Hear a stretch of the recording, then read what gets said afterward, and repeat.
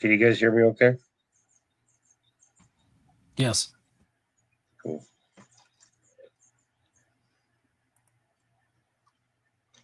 Welcome to the stream, people. 1980, the beginning of a prosperous and colorful decade brimming with upward momentum. Disco was dying, and pop, rock, and rap would go on to dominate the charts for the foreseeable future. Pink Floyd was putting another brick in the wall. Blondie beckoned us to pick up the phone and call me. Lips Inc. took us to Funky Town. Smokey Robinson was cruising while Christopher Cross went sailing, and Michael Jackson made it clear that he wanted to rock with you. On television, our attention was arrested by Chips. We boarded the Love Boat and went to Fantasy Island. The Jeffersons got that deluxe apartment in the sky, and those Duke boys made Boss Hogg's life a living hell. Mount St. Helens erupted. Pac-Man made arcades the place to be. Sandra Day O'Connor became the first woman to serve on the Supreme Court. John Lennon was shot, ending any chance of a Beatles reunion. And a one-term Democrat who left the country in financial ruin was replaced by a celebrity Republican. In the cinema, the gritty, grainy look of 70s realism was being replaced by bright, colorful comedies, bloody slashes filled with elaborate kills, and the dawn of the action hero. Tonight, we will take a look into the first year of the best decade in movie history. Each member of the panel has chosen their 10 favorite movies from the year 1980, and we will be ranking them based on how many of our list each movie is on. The more panelists that have a movie on their list, the higher the ranking will be. So let us see which films are truly top tier.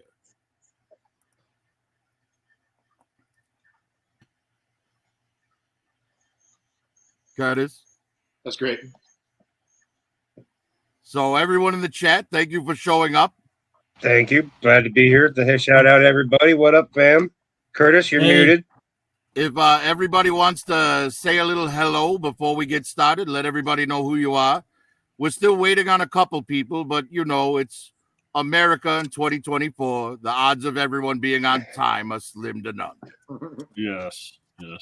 Well, I'll start off. My name's Curtis, and you guys know me as Sergeant Schultz or Kurt Kenobi or Star Wars Squawk Box.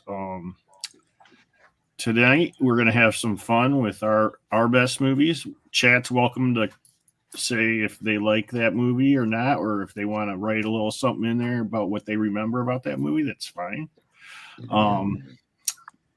With further ado, I'll introduce you to Ed. Okay. Hello from the other side. Hello, is it me you're looking for? I don't know. I ran out of songs. Hello again. The Cars. I could keep going. I'm Ed from Geek Homeworld, where I talk film, TV, and tech on my podcast on YouTube. I've been in the game since 2008. I'm a sound guy and all that fun stuff. Worked in the film industry and all them other things. Thank you for allowing me to be here as part of this list. Check out everybody's social media and stuff here and their channels. I'm sure they'll all appreciate it. Thank you. M3. Very nice. Hey, what's up, everybody in chat? 78, Dome Studios, Mark Cosplay, Big M. What are you guys doing tonight? It's going to be a really good time, a long time. I think it's been about 2 or 3, 4 weeks in the making. Prophet's been doing and reminding us, hey, give me your movies. And he set up a pretty good program for tonight, so we were all pretty excited. And it's supposed to go on for another 1981, 1982, 1983, and so on. So very, very good. Thanks, Prophet, for doing it. Thanks for hosting, Kurt. Mm-hmm. Moto, how about you? Hi, my name is Moto Viper. I'm newer to collecting, but an avid film buff. Love my movies, love music, and all that good stuff. And I'm excited to see how this unfolds over the next few weeks as the industry, as we know, gets much, much better by 1989. Yeah, indeed, my friend. We're going to be putting out one of these every other week. So if you guys like this show, then come on back in 2 weeks and we'll be doing it again for 1981.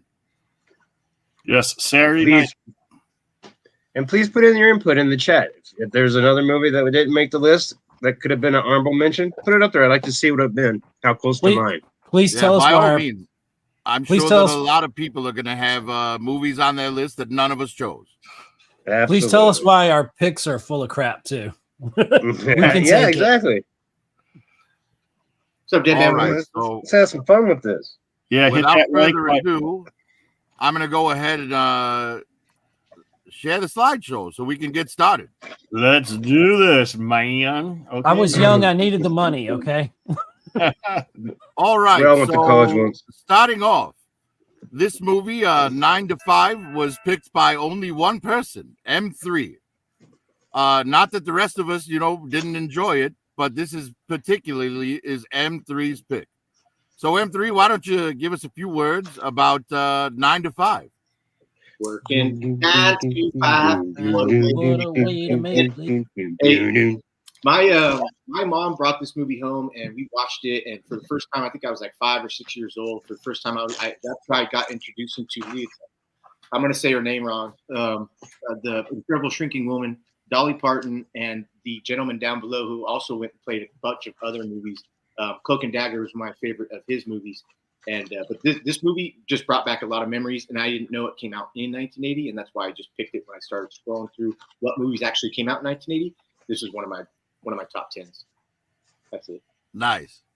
Curtis, any words on 9 to 5? Oh, I remember seeing it as a kid and laughing, them tying up the boss and stuff, all that jazz, and trying to get away with, getting back at the boss and stuff. It was just a good movie. It was a good little, even as a little kid, I was laughing at it.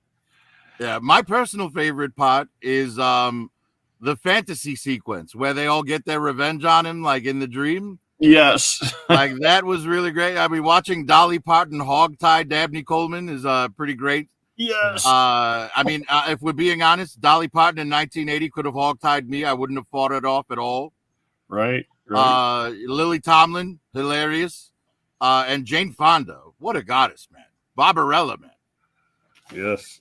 Ed, how about you, my friend? Well, a little known fact that Dolly Parton, they needed the song 9 to 5 in the film, and when she went to her trailer, she was looking for a certain sound, and she started like doing her fingernails like this, and that's how she came up with kind of the ticker tape sound of the song, and that actually became the beat for it. And so there's some useless music trivia stuck in my head. Now you know. But it was a great film. I enjoyed it. This is a time when we used to make comedies instead of rehashing all the good stuff that's already been beaten to death like we do these days. So some originality and just a lot of fun. 9 to 5 was great. Nice. Moto, how about you? Oh, I absolutely love this movie. I think every time it was on cable as a kid, I was watching it. Just having one of those things. If I'm scrolling, it's there. I'm gonna watch it because it was hilarious. And it was during that time of that woman's movement, where women finally have some kind of a power. You know what I mean? Not just a secretary. You know what I mean? She's now a career woman. So it was right at that time when women were really going strong in the corporate America, if you will. So it showed the audience, this woman's liberation from the typical male chauvinistic boss. You know what I mean? And how the movie pans out is it actually being pretty damn funny at the end. Minus 2 points for Moto. No, I'm just kidding. Agreed on all counts, my friend. Agreed on all counts. And but as good as it is, only one person picked it, so it winds up in the rank of E. So moving on, the next movie here. This is Seems Like Old Times from Neil Simon, starring Goldie Hawn, Chevy Chase, and Charles Grodin. The movie poster, I don't know if you guys, that does not look like Goldie Hawn to me. Or Chevy But Chase. what are you gonna do? It's a movie poster. Yeah. That doesn't look like Charles Grodin as well. Oh, yeah, sorry. right. I mean, the only one they got right is The dog. Chevy. But Ed, this is your pick. So why don't you give us a few words? There were a few that I had honorable mentions on that didn't make my list, and this one almost got booted out, but I'm glad it didn't. And whenever I think of this film, I just think of like pure joy. This is when Chevy Chase was still funny, still relevant in a funny kind of way, and I just remember having a lot of really good feelings around this film. It's a Neil Simon film, so it's brilliantly written, and it just was so clever and just the back and forth. And Charles Grodin putting up with him, and just Chevy Chase. It's and Goldie Hawn. It's just a great chemistry, and it's kind of the kind of comedies we need to get back to making too. Just really good, solid stuff. Curtis, Yes. have you ever seen this movie? Do you? Yes. What do you have to say about it? Oh, wait a minute. No, I haven't. You haven't. No. All right, so Curtis has no opinion on this one. I think it was pretty good. I really enjoyed the thing that it's crazy because the dialogue that sticks out in my head the most was that they had to hire caterers because the maid was getting her feet scraped. Wow. Like it was I forgot hilarious. that. It was really, really good. This was back in the time. I think Chevy Chase and Goldie Hawn did like 3 movies together. My favorite of which was Over the Rainbow, but this one was very close second. M3, have you ever seen this film? I haven't, but I love Goldie Hawn. The girl is amazingly beautiful. I absolutely adore her. Chevy Chase was a really good fucking component to Saturday Night Live, and he's a great comedian. I like him a lot. I've never seen. Sorry. No, you're good. I was going to say, I'm definitely a fan of those two, so I'm going to watch it. I think so. We can do a watch night in the background there, Kurt. Yeah. Yeah, it's fabulous. How about you, Moto? Never seen it. Never seen it. All right. Well, then we Unfortunately. shall move on. And again, this was only picked by one person, so it is ranked E. Our third pick is another M3 pick. It's the Nice. Nude Bomb, which was like the movie version of Get Smart, if I'm correct. M3, you care to say a few words about the Nude Bomb? Yeah, my dad brought this movie home, and we fucking watched it, and I was like, "What the heck?" And my dad just got a kick out of it. It was just kind of funny, and it definitely was Get Smart-esque, 100%. But one of my scenes that I know it sounds pretty gay, but there's a nude bomb that goes off it's in the trailer where there's a bunch of football guys huddled around in a circle like they're about ready to make a play on the field, and the nude bomb goes off, and all their pants just explode, so you see his butt cheeks. It was great, dude. Great movie. And if I watched it again, I'd probably see a lot of stuff that had memories, but that's one of the memories that sticks out in my head. It's been a very long time since I've seen it. That's all. Nice. Curtis, how about you, my friend? Have you seen this film? No, I have not seen it. I'm going to want to watch this one as well now. But I've never seen it. I've never heard of it. And now I'm really curious about it. So. Yeah, I haven't seen this film either. However, I have watched a few scenes from it in preparation for this. And the fact that like his boss is like the bad guy's getting away, go after him, and his desk turns into a pursuit vehicle. He's like rolling down the street on his desk, chasing a car. It's pretty hilarious. Yeah, it's something that I will probably eventually watch. But I haven't really seen it, so I don't really have much of an opinion. How about you, Ed? I've never seen it or heard of it. It's a very interesting concept. I feel like there's something missing in my childhood. Maybe it's been regressed from my memory. I don't know, but I'll have to check it out, I guess. But I've never seen it, never heard of it. Moto, how about you? Have you seen this? Unfortunately, no, I haven't seen nor heard of this movie. I'm just curious what the rating was on it because it sounds like it's a dirty, raunchy movie with Don Adams, Agent 86. Well, I used to watch the TV show when it came on, but the nude bomb, it just sounds kind of raunchy. Do we have a rating on this movie? Shouldn't it have been Agent 69? I'm just thinking. Oh, Let me see. Does this? Yeah, it was PG. Oh, yeah. The 80s were a crazy time, man. You can totally tell it's a movies that would transition be from this. adult were PG rated. Yeah. In fact, it was Indiana Jones that created the PG-13. Yeah, Who the hell Temple of picked Doom, this film? Parents were upset. Yeah, they didn't realize. Yeah, that's a topic for another story for another year. That it is. Well, anyway, yeah. Since this was only picked by one person, M3, it is E ranked as well. We're gonna have a lot of Moving E-rays. on, I believe we have a moto pick next. The Octagon. Moto, what have you got to Oh, say yeah. about your pick, The Octagon? Okay, well, my grandfather was my hero. My grandfather loved his karate movies and his Western movies. My grandfather was a big, huge fan of Chuck Norris. And I remember going to the Chandler Drive-In where I had to put the speakers on the window, and we watched this movie. And it was awesome because it was definitely the turn of the decade, guys, where this movie was more advanced, more than any other kung fu movie that I saw with my grandfather. If that makes any sense to you guys, this one was deeper. It was well written, very well acted, and the moral of the story is pretty damn good. Nice. Curtis, any words on The Octagon? Digital Caveman was really good in it. He was a badass. He was. Oh, thank I was going to let thank him you. introduce himself once you got down to him. Digital. Yeah, Octagon. I watched it many a times when I was, like I don't know. I think I was like 12 or something because it was just badass, violence and kicking ass and shit, But it was really. I liked it. I liked it a lot. I think it was a blood factor for me, if I may. Nice. Just add that in there for me. For me, I haven't seen this movie since 1980.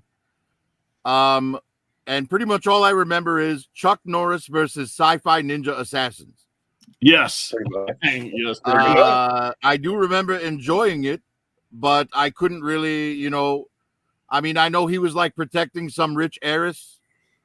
But that's about the extent of what I remember of the film. How about you, Ed? I've not heard of this film, but and who is that? Chuck Norris? Yeah, That is Chuck Oh, Norris. then yeah, put it on my list. I need to watch that. So you need to Yeah, watch Chuck this Norris movie. versus sci-fi ninjas. that It sounds was a awesome. turn, dude. I'm telling you, this movie right here was an indicator of where the 1980s movies were going. I'm telling you. M3, That how sounds about you? awesome. Anything to say about the Octagon? Only that I have never seen it. I've honestly never seen one Chuck Norris movie. If you could slap me in the face right now, Blasphemous. I know. Wait, The hell? what? What? All right, well, we're gonna skip M3 Yeah. because blasphemy. He's Digital, lost how some kind about of you, man? privilege. Have you seen the Octagon? I have. Before you talk about the Octagon, why don't you introduce yourself to the chat? Oh, hello everyone. I'm Digital Caveman. I'm the one that blasted out all you on IG to come and say hello and watch us. That's me. Most of you probably already have, you're aware of me. Who's this? So- New phone. So, of course, And I'm where Digital can they find Caveman. you? I do lots of toy reviews. You can find me on Instagram at Digital Caveman with 2 N's, just like it's spelled here on the screen, and YouTube.com at Digital Caveman, again with 2 N's. Nice. All right, Sure. and so about the Octagon, have you seen this movie? Okay. And if so, what do you think? I have seen it, but it has been so long ago, and that's going to be the case with a lot of these movies. It's just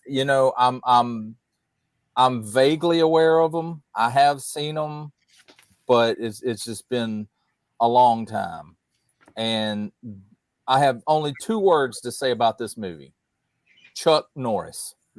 Amen. That's Absolutely. it. That's all that needs to be said.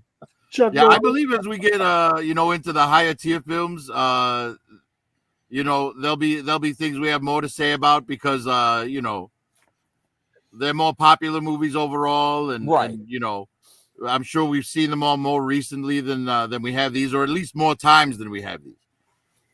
Hey, But Prophet. moving on. Hey, Prophet. So the next film on the list, yeah, there you go, Octagon, rank E because it was only picked by one. So the next film is another moto film, No, John Lord, okay. Horn, starring Steve McQueen. McQueen Moto, dog. go ahead. You can start again.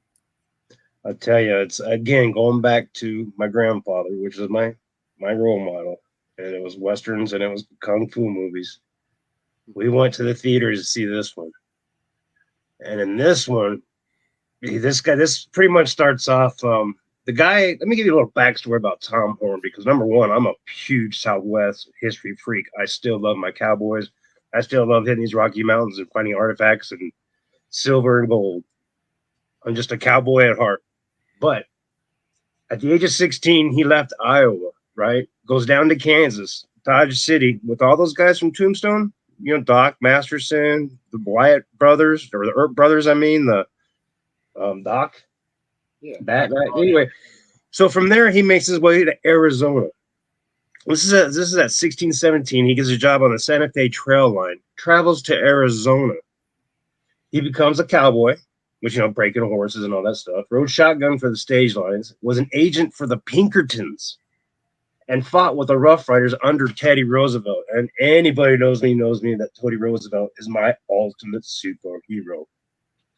And what made him famous, especially in Arizona and for all of us, was that he's the one, the cavalry scout for capturing Geronimo during those damn Bloody Apache wars. And that was a long ass war.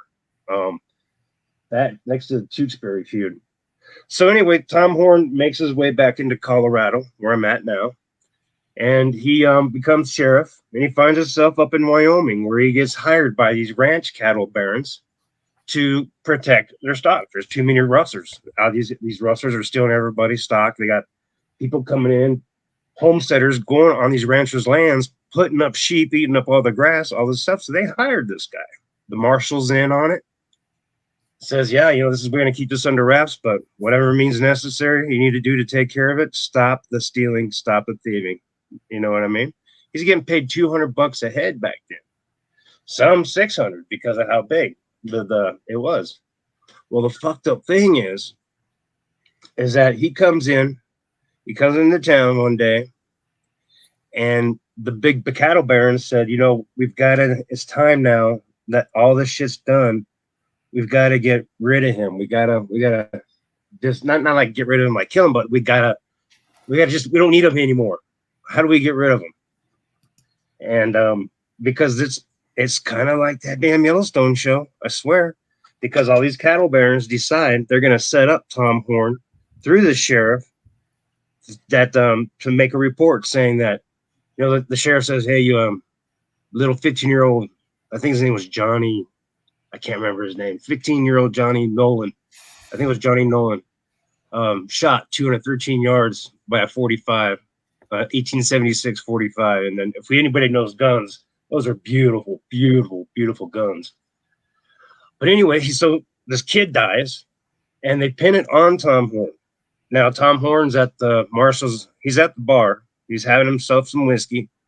This marshal, that set it all up with the cattle barons, come over to the bar, says, hey, we need to talk about the Johnny Nolan. Why don't we go someplace where it's more private, like over in my office? So they go over to his office.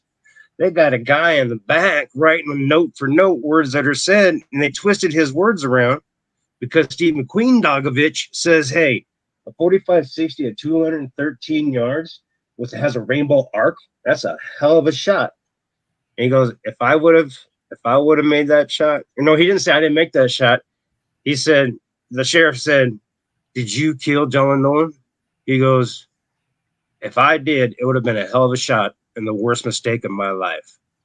And it was that quote that the guy in the background wrote down that put him in trial. They hung his ass. His brother came and got his body. He's buried right here in Boulder, Colorado. What? And this is, dude, I'm telling you, I've been to his gravesite, and it's just, I'm a huge Western buff. I love my Southwest, and I highly recommend everybody checking out this movie. There's so much more history, but just this little snippet right here this movie is about the end of Tom Horn more than anything. You know what I mean? I highly recommend it, and I will stop rambling because I could go on and on about this movie. Yeah, I was gonna say none of us need to watch the movie now. You've told us the whole thing. You told us, yeah. Curtis, It's a true did you story. see this film? I like your passion for it. Yeah, I've never seen it, but it sounds really, really interesting. Now I want to see it, so it's another one I'm going to add to my list. It's in the books, bro. I also have never seen it. Steve McQueen versus cattle rustlers seems interesting enough. I will eventually get to watching it. How about you, Ed? I've never heard of it, never seen it, but I'm interested in it now. So M3, any words on Tom Horn? No, but sounds great, and it also sounds like the first rule of the Democratic Party took care of their business trying to get rid of somebody. Yep. Yep. Wow. All right, Digital, how about you, man? I'm with the rest of the panel. You know, I really haven't. I haven't heard of this movie. I haven't seen this movie, but I'm definitely going to find out where it's at so I can take a gander at it because, you know, I love a good Western. Yes, Nice. sir. All Yes, right, sir. well, then we're going to move on from that. And again, only Moto picked it, so it is an E-ranked movie. What is going on? Next up, we have a movie picked by a panelist who's not here yet. This was one of Bullwinkle's picks. Urban Cowboy. That was such a good movie.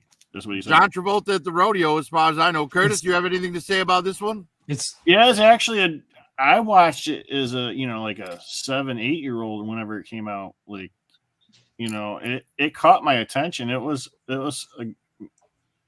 good to watch. So I liked it. It was a bunch of drama, you know, and cowboys bars and stuff, you know, that type of thing. I'm not going to spoil it too much for everybody. So, but Well, I don't think it's a problem if you spoil it, bro. The movie's like 44 years old. yeah, Bullwinkle is very, very fond of this movie. He likes it a lot. That's all I can tell you about what that I know that he would have said. But yeah, you got I forgot her name. Deborah Winger's in it. Yep. And John Travolta, and it's, you know, it's basically like people dating or whatever, and they get in fights and arguments and stuff. It's, you know, it's, Yeah, I honestly, personally, I haven't seen this movie myself since the early 80s. I don't really remember it, so I'm gonna go ahead and pass it on to Ed. But that's fine. I remember watching this as a kid, and honestly, this was at the time it was touted as basically Saturday Night Fever with cow boots, because just like Saturday Night Fever brought in disco or really made it hot, this made country music hot in the 80s. true. Ed, you know, Yeah, I do remember some Ed, line dancing in it. not to interrupt you too much, but what's a cow boot? what did I say? You said cow boot. What was I supposed to say? What are they? Cowboy boots. Look, Cowboy cow boots. boot- I'm sorry. Sorry. Digital, A to cow answer your boot. question, a cow boot is what the police put on your cows when you don't pay the ticket. Oh, okay. Oh, now we know who the narc is. But it was a fun cowboy movie, and John Travolta was still on fire then. You know, you had what, Saturday Night Fever, you had Grease, you had Urban Cowboy. He was still kind of a thing back then in the early 80s, and still pretty powerful. And if Olivia Newton-John showed up in this, walked into that bar, it would have been over with. I'm telling you. Well, if Olivia Newton-John was in this, I'd have had a lot to say about it. Exactly. And it had a great soundtrack back in the day. Yes. Rob 78 said Urban Cowboy. Like, he must like it. Hell yeah. Yeah. There you Right. go. M3, how about you, my friend? I never seen it, but I like John Travolta. Nice. Moto, any words on Urban Cowboy? It was one of my it was like number 12 on my list, dude. I love this movie. Absolutely love it. I won't spoil it. I won't do what I did. I won't Tom Horn you on this one. But I mean, definitely check it out. It's real world relationship in my eyes. It's just funny to me that the mechanical bull is life to these people more than, say, a real rodeo, which is hysterical. But you know, you got to have your gillies, you got to have your party, you got to have a place where you can have your beer and you can ride your mechanical bulls and get down with the ladies. Yeah, if you like But watching. it is a relationship movie and a growth movie for the main character, John Travolta. And so, yeah, I'd give it a 9 out of 10. Wow, that's high praise. Digital, Yeah, how I about you, my really, friend? really enjoyed it. I mean, it comes on. Again, this is one of those that I know I've seen like when I was a small child, and you know, I just kind of remember bits and pieces of it, like you know, Dancing in the Bar and Mechanical Bulls, and really the bits and pieces of it I remember kind of reminds me of what, you know, the country music scene was in the 90s, in like the, you know, those early to mid 90s. You know, that's kind of the mindset. You know, it's kind of like the same thing. Can I interject real quick? I've just looked up the soundtrack, and y'all know some of the songs like "Looking for Love" and "All the Wrong Places." Oh yes, Johnny, that was big. Anne Murray was big back then. Could I Have This Dance? That was kind of a slower song, but you had "Stand By Me" done by Mickey Gilley, which is interesting. And of course, a Southern favorite, "The Devil Went Down to Georgia." By Charlie Daniels, and Bonnie Raitt was on it, J.D. Souther and Linda Ronstadt. I mean, it goes on. So it was like awesome soundtrack. I mean, for 1980, it was a kick-ass movie. Yeah, John Travolta had that's probably his first, I would say his first serious role, maybe. I don't know, man. I would say Saturday Night Fever was a pretty serious role. That was serious, but it was different in his acting. Y'all want to know what my favorite Travolta film is? Boy in the Bubble. Phenomenon. Look who's talking. I love that shit. All right, well, we're not in that year yet, so let's move on. Face Off. Next movie on the list, that one again, only picked by one, so it's an E-rank movie. Next movie on the list, this is one of Moto's, Used Cars, starring Kurt Russell. Moto, what do you got to say about Used Cars? Again, this is at the time when we got the assignment. Forgive me, chat, but I thought it was movies that you saw in 1980, not just your favorite 1980 movie. So my list is all the movies that I actually saw with my family in theaters. Now, if you notice on that screenshot, see that swirl cactus? And if you look in the far background, it shows those spires. Well, that's actually Utah in background. Arizona doesn't have that. That's on the Utah side. Wow. But where that swirl cactus is, it was filmed in our neighborhood. It was filmed in East Mesa, Arizona. And I remember going over to my Nana and Tata's house on my dad's side, and they lived in the Twin Knolls district where they were filming this movie. And we would go and we would stand, we would watch them do like little skits at this car lot, little skits at that car lot. You know, they made everybody stay in the back, but it was cool as a kid. I mean, we're talking, I was probably 6, 7, holding my Nana's hand and trying to watch them film this movie. And then the movie comes out, and my mom and my stepdad went and saw this movie. They said it was okay for me to watch. So I went back with them, and we watched it again with the entire family, like a family movie, because it shows so much of our East Mesa, Apache Junction, where we're from. And so, yeah, it always has a place in my heart. And it is pretty damn funny. Nice. Curtis, anything to say about Used Cars? Never seen it or heard about it till just, you know, when Moto talked about it. But all right. I have seen this movie. Yeah, I'd like to see it. I remember like the premise of it. It was 2 different used car lots at war with each other, continuously sabotaging each other. They were brothers. Yeah, almost every car that rolled off the lot had something falling off of it as it left. Mm-hmm. You know, lots of funny comedy and a couple good explosions. Not bad. Ed, how about you? I've heard of it, never seen it, and I could be wrong about this, but didn't Snoop Dogg like make a remake or something of it, a loose remake, or was that Car Wash? Maybe that was Car Wash. Yeah, I think that was Car Wash. That was Car Wash. Okay, then yeah, I know nothing about this film. All right, M3, how about you? Shout out to Kurt Russell for inserting his penis inside of Goldie Hawn. That's a great feat, and I've never seen it. All right. I don't think he used his feet. Taking it to the worst possible place. DC, how about you, man? I do not recall this movie, but when y'all said it's like 2 car lots at war with each other, that kind of, I don't know if I'm thinking of another film maybe. So I may at some point have seen this, but you know, it's Kurt Russell, so you know, one of the brothers dies, but the other brother doesn't know that he dies. So the used car lot is doing everything they can to pretend that he's still alive so they can stay in business to save the used car lot so the asshole brother doesn't win. Used cars at Bernie's? Pretty much. They did Weekend at Birmingham at one point. They sure as the hell did. Hey, I'll be back in 1 second. Right. And Kurt Russell says, trust me about 50 times in this film. Mm-hmm. Well, Because he's a used car salesman. Yeah.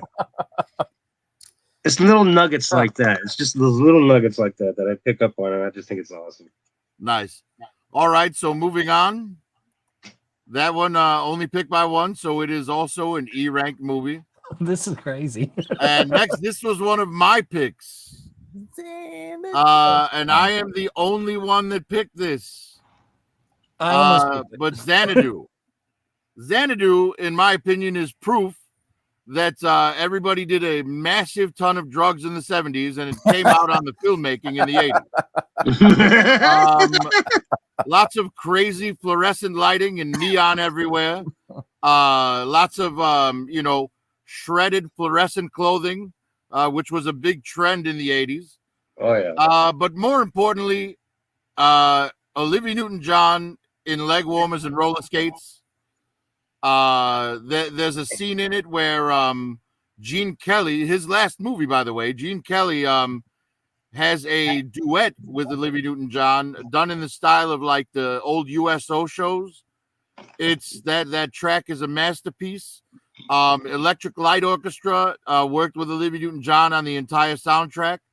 It is amazing. It's one of the best soundtracks of the 80s, in my opinion. And it's all about an artist who's bored with his work because all he gets to do at work is duplicate. He has to paint album covers in larger scale to like hang in windows of record stores because back then they couldn't just print out posters, I guess. But he comes across an album cover for the Seven Muses, and Olivia Newton-John is on the cover. She's one of the Seven Muses. She's one of Zeus's daughters. So it's got Greek mythology mixed into all this, like further proving how much drugs they were on when they made it. And it's just a fantastic fantasy film. That sounds like Marvel making a film. Set in California in the 80s. You know, the most decadent decade of California's existence. And I personally love it. And Olivia Newton-John was my first crush. Curtis is not here right now. So, Ed, have you seen Xanadu, and what do you think of it? I saw it, and my sister had the album, and I would kind of sneak it away from her so I could listen to ELO. Well, I was probably listening to whatever. Electric Light Orchestra. And ELO. Didn't appreciate how good their music is, and I really do now. I mean, just the breadth of their music is amazing. Even when you get up to the Traveling Wilburys, Tom Petty, all that wouldn't have happened without Jeff Lynne. He's a musical genius guru. But you had songs like, because for me, music is a big part of my life, and movies, they're all intertwined. So Magic, what a great song that is. If you listen to that song like in stereo, it's just such a beautiful, haunting kind of melody, and there's some really good songs in there. It's a great soundtrack.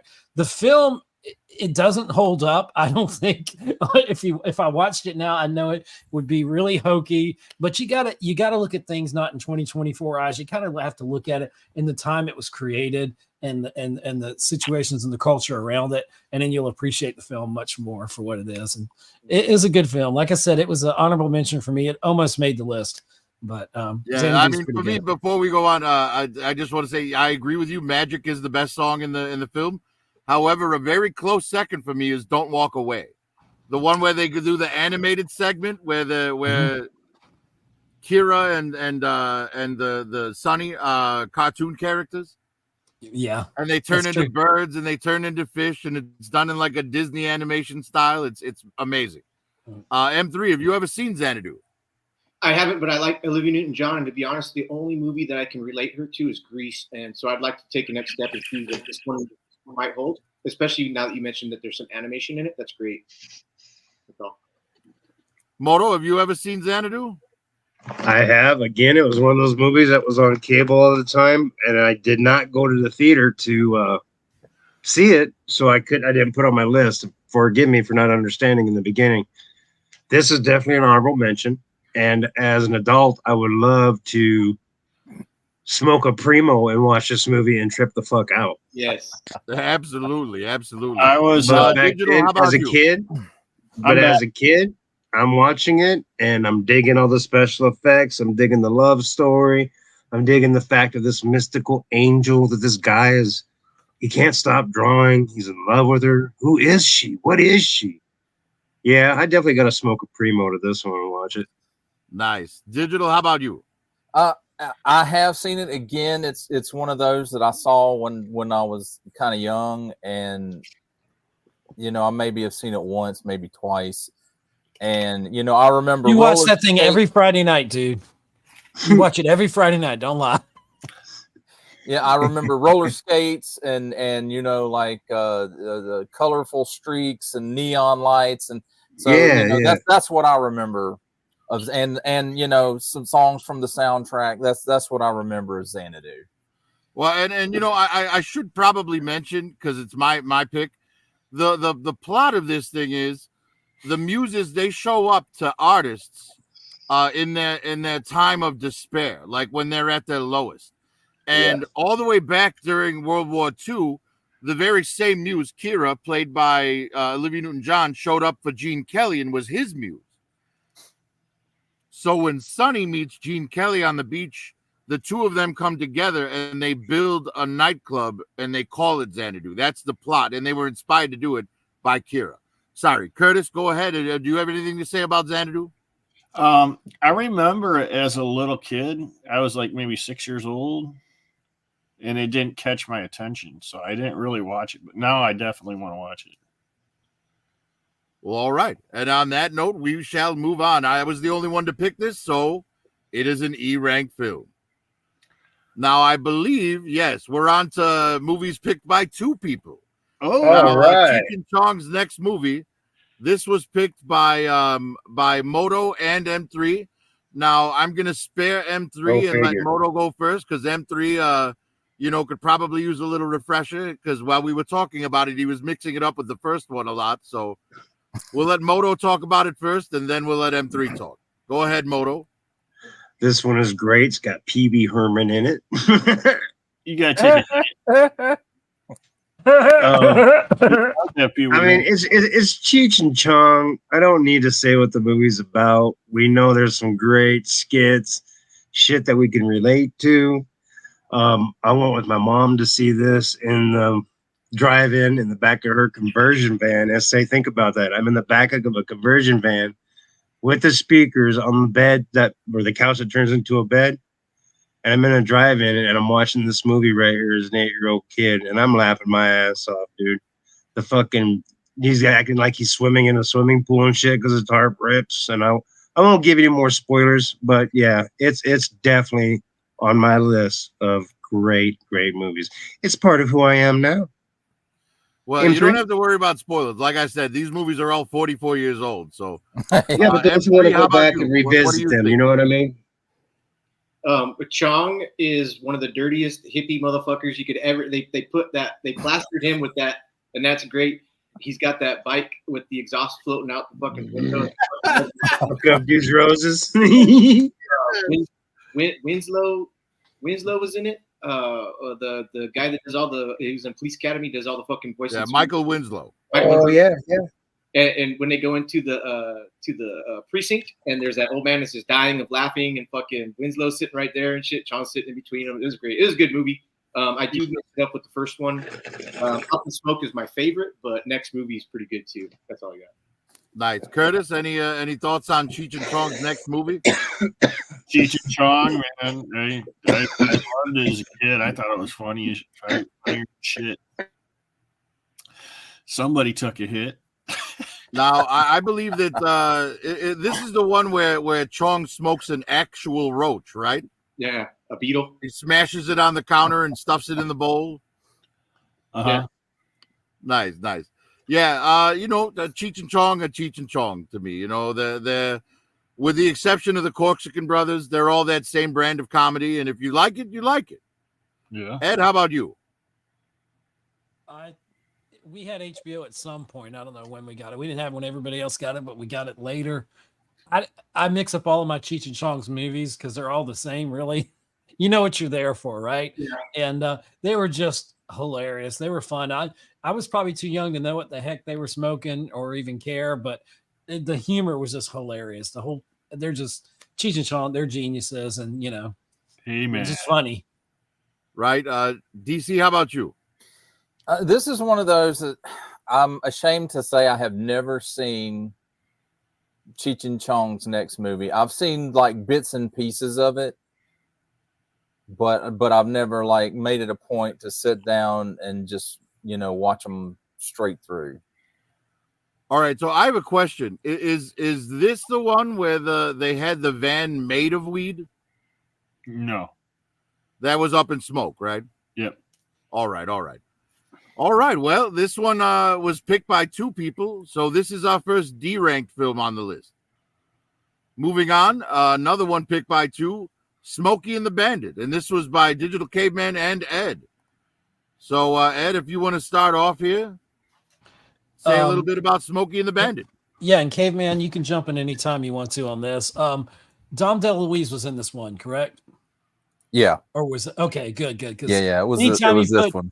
Anytime you put Dom DeLuise in a movie, especially with Burt Reynolds and Jackie Gleason, you just know it's going to be like explosive fun. And and Jerry Reed was in this as well. What could you not say about the 80s? Wouldn't be half of what they were without Burt Reynolds. He was like the it guy.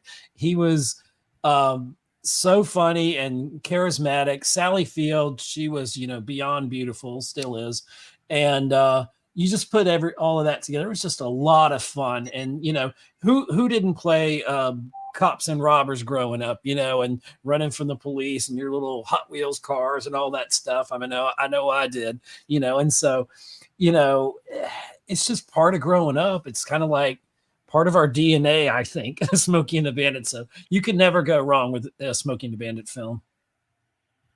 Digital, how about you? I mean, I think Ed pretty much said it all. I mean, you put Burt Reynolds and Dom DeLuise in a film together, and you've got something you're going to laugh your ass off to, pretty much any scene that they're in together. And, I love when they're together in Smoking the Bandit 2, the Cannonball Run films, and Stroker Ace. I mean, it's just gold anytime that those guys are together. And then, you throw Jackie Gleason in there just for good measure. And, I'm not sure where that placed. I think it was in the top 10 films of that year, the top 10 grossing films of that year. I mean, because, it doesn't get any funnier than putting those guys together. And, I may have never put this together before, but I feel like Dukes of Hazzard was kind of loosely inspired by Smokey and the Bandit. If you think about it, you have Boss Hogg. I could see it. Yep. Boss Hogg being Jackie Gleason's character, or Roscoe P. Coltrane, and Enos. Don't forget Enos, right? And then so. Curtis, do you have anything to say about Smokey and the Bandit 2? But first, Curtis, you're muted. All right, we'll skip Curtis for now. Oh wait, there he is. Yes, there he is. Yes, Smokey and the Bandit 2 was great. I still watch it at least once a year, maybe twice a year. My favorite part's the all the semi trucks and the police cars scene. That was great. Yeah, I agree. Smokey and the Bandit 2 is fantastic. I kind of felt bad for that elephant on a couple of occasions. Yes. But I do love the scene where all the semi-trucks create a bridge for Bandit and Snowman. And Jackie Gleason is an amazing villain in this as Buford T. Justice. I love that he calls in his brothers, who all happen to be captains of other police departments, including the Canadian Mounties. Like, come on, man. If that It's ain't hilarious. the South. Yeah. So, M3, Yeah. how about you? Anything to say about Smokey and the Bandit 2? You're muted, by the way. Oh yeah, Smokey the Bandit. I've seen one. I think I don't know if I've seen two. Sally Field was hot all the way up until fucking Mrs. Doubtfire. That's all I gotta say about it. All right, I Moto, how would have about done you? it without it. Loved it. Loved it. It was another one of those movies. There was a lot of kind of those movies at the time. It was good. It was good. I'll give it props. You know. Nice. All right, so Sorry, moving guys. on. Smokey and the Bandit 2, picked by 2 people, so it gets a D rank. The next film on the list was also picked by 2 people. Was picked by me and by Digital Caveman. This movie, I'll start. The Final Countdown.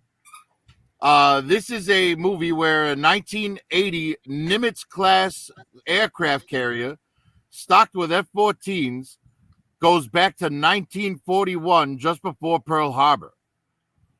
And it's basically a moral dilemma. It's got Martin Sheen and Kirk Douglas, like the main stars of it. And basically it's a moral dilemma because they could easily stop every bad thing that happened at Pearl Harbor. But if they do, will it alter the future? The effects were pretty decent for the time. The time portal that the ship goes through looked pretty good for a 1980 film. And yeah, it's just if you want to watch F-14s take down Japanese Zeros, this is the movie for you. Digital, how about you, man? I think you covered it all. This is one of those movies that I've seen, maybe 4 or 5 times. And, I really picking the movies just from 1980 was a lot harder than I thought it was going to be, because it's the majority of the stuff is stuff that I've seen, a little bit and then maybe not have watched, more than one time. And this one, of course, I've watched a couple of times. And, Kirk Douglas and Martin Sheen, that's a powerhouse duo. And just, like you were saying, the moral dilemma of it, do we stop Pearl Harbor? Do we change history? And, that would be a difficult decision to make. Right. Right, because how many people are never born if you make that not happen, right? Because Exactly. then none of those sailors die and they all marry different women. You know what I mean? So what if not just that, but what if it changes the fact that America doesn't get into World War II until, the Nazis have conquered all of Europe and just, beaten the crap out of Russia and just, stuff like that. I mean, because without Pearl Harbor, we really would not have gotten involved. Yeah, that was at least until things were way too far along for us to do much about it. Yeah, this is a much better movie about Pearl Harbor than Pearl Harbor was. Yeah. Oh, for sure. Curtis, what about you, man? Anything to say about the Final Countdown? I haven't seen it. I want to see it, but I thought the Pearl Harbor movie was really good. All right, moving on. How about you, Ed? I don't know about that Pearl Harbor comment on that movie. Yeah, right. I hated that because it's like turning Titanic into a love story, and it wasn't. But anyway, this movie always reminded me of the Philadelphia Experiment, because I think it's kind of similar. But my thoughts on it, and you could make a real serious film about this that could be a real good thriller. I just had the idea. What if you prevented 9/11? You could put a lot of different. What if you prevented the Civil War? What if you prevented whatever? You could just drop your little, part that pivotally changed America. Would you go back in time and kill Hitler as a baby? Right. Would you kill baby Thanos? We've been there. So I don't know. This almost was a three for or I guess a C on this list because I almost picked this, but I had to kick it out begrudgingly for another film that I thought deserved to be in my top 10 more. But I've got respect for this film. I remember watching it as a kid, and I just thought it gave me I like the like you said that what the F-16s going against the Japanese Zeros.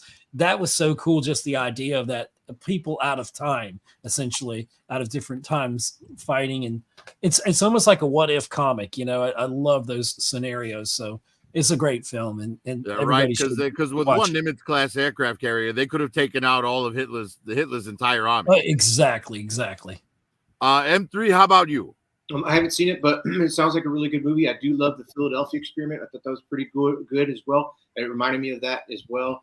But if you're given the God-given blessing to alter a fucking event, do it. That's all. But what if it prevents your own birth? Doesn't matter. All right. Moto, how about you? I have never seen this movie. I'm sorry to say, but I'm going to check it out. All right. Well, and before I go ahead and move on to the next one, I'm just going to say I'm shocked. Not a single person went. All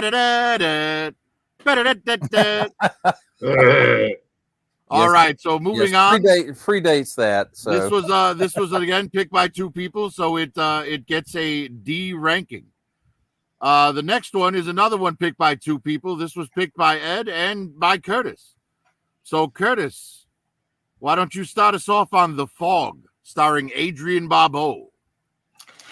Yes, The Fog was, I don't know, I was young when I seen it, so it scared the crap out of me. It was pirates. It was ghost pirates from the fog that came in rolling in. It had Adrian in it. It had Jamie in there, Jamie Lee Curtis. There are some other people, and I can't think offhand right now, but it was, for me as a kid, it stuck in my head. It was good as a kid. I still watch it from time to time. Oh yeah, John Carpenter. It's a John Carpenter movie, obviously. Yeah, this was his follow-up to Halloween. Yeah, with Jamie Lee Curtis. And look at that, Janet Leigh, John Houseman. These are like at the time some great actors. Yes. And Ed, or I'm sorry, this is Digital. You were the other one that picked this, right? Oh no, it was Ed. Oh Ed. no, yeah, no, it wasn't me. Yeah, it was me, and I can't really improve much on what he said. I know there was a Tom Welling from Smallville back in like 2008 or somewhere around there. He did they did a sequel to this, and it was terrible. 2004. 2004, thank you. But yeah, I remember this is one of those films from when I was probably 10 years old when this came out, and I remember how scary it was. And then later on in life, you're like, dude, it's just the fog coming in. But the way they presented it and John Carpenter's direction, so good. And you really believed it at the time. I really believed it. And it was a very scary film, and it holds up. It still holds up to this day. It's a little dated, but the story holds up, and it's just a good solid horror film. I love it. Nice. Yeah. See, for me, like the thing that I kind of enjoyed about this horror film, it was kind of it had a little bit of a Jaws element to it, where you didn't see the pirates right away. All you saw was a hook, right? You saw fog and then a hook, for like the first half of the film. So you didn't know what was in the fog, and that was it was a nice little, way to keep it suspenseful. M3, what about you? Have you seen The Fog, and what did you think? I've never seen it. I only seen the one that came out from the newer one.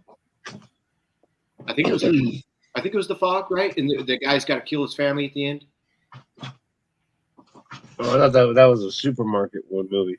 Yeah, but no, I've never seen it, Prophet. No, he's thinking about The Mist. Yeah, you're thinking about The Mist. Okay, yeah. Okay. All right, so no opinion for M3. Moto, what about you? Same. Sorry, I love horror, and I know I've seen it with my mom, but I just don't remember the movie.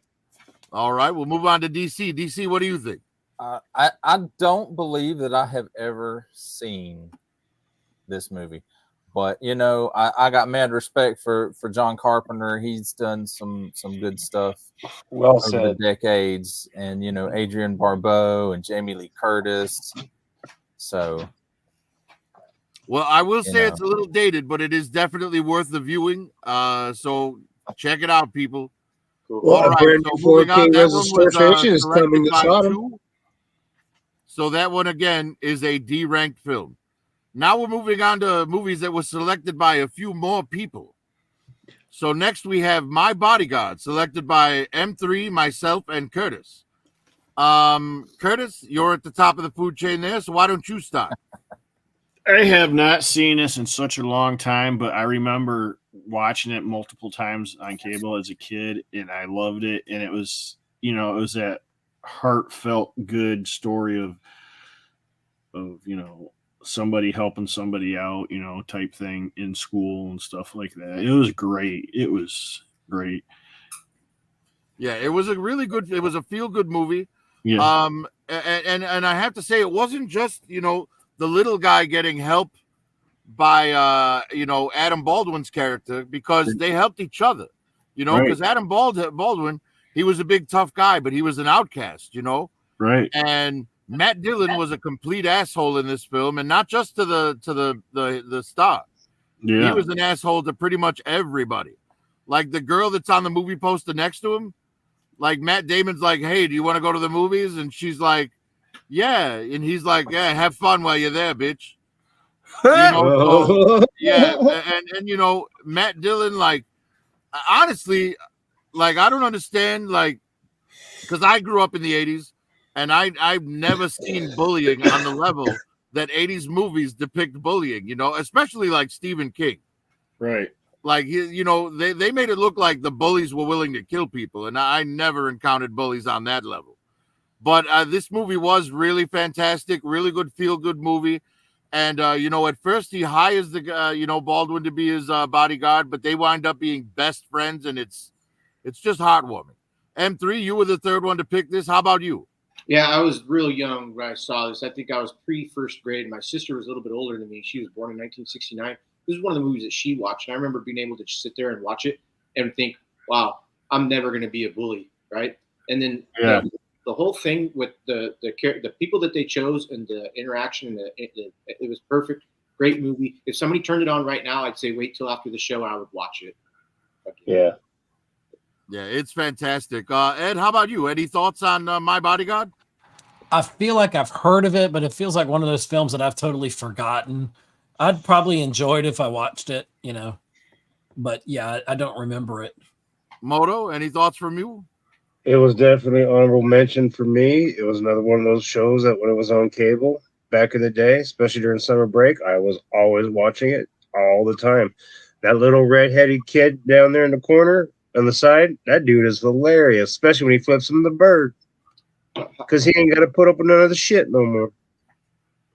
Yeah, right. Yeah, the main character's like a small friend. Yeah. No, I love this movie very, very much. Very good. Highly recommend it. How about you, DC? I don't believe that I've ever seen this movie. And y'all say the main character, he got bullied. Is that's correct? Well, and the main reason that he was the focus of Matt Dillon's bullying was because he was the one that like wouldn't kowtow to him, right? Like Matt Dillon would pick something out of the garbage and say, "Eat this," and he'd throw it in his face instead, and then get the shit kicked out of him. But yeah, because he hires Adam Baldwin to protect him, but then Adam Baldwin winds up teaching him to defend himself, and it's just it's a masterpiece. Yeah. But picked by three of us, this movie is a C rank. And then the rebuilding of the motorcycle has a significance too, Yes, because they ride it together, like both of them, one on the back, one on the front, and they both do both positions. It's yeah, very cool. So next we have Popeye, and this was picked by Bull, who isn't here, M3, and Moto Viper. So we're gonna start with M3 on this one. M3, what do you think? What do you have to say about Popeye?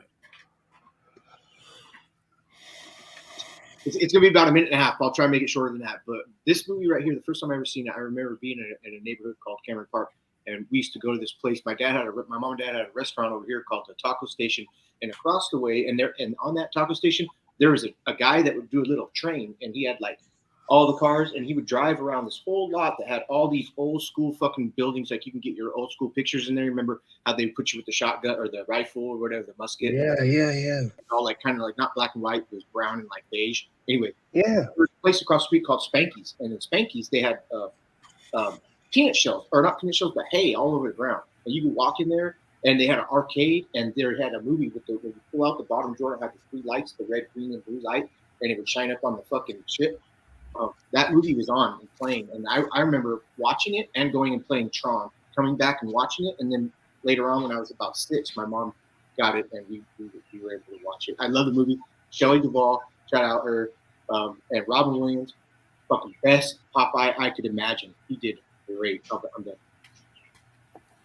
All right, Moto, how about you?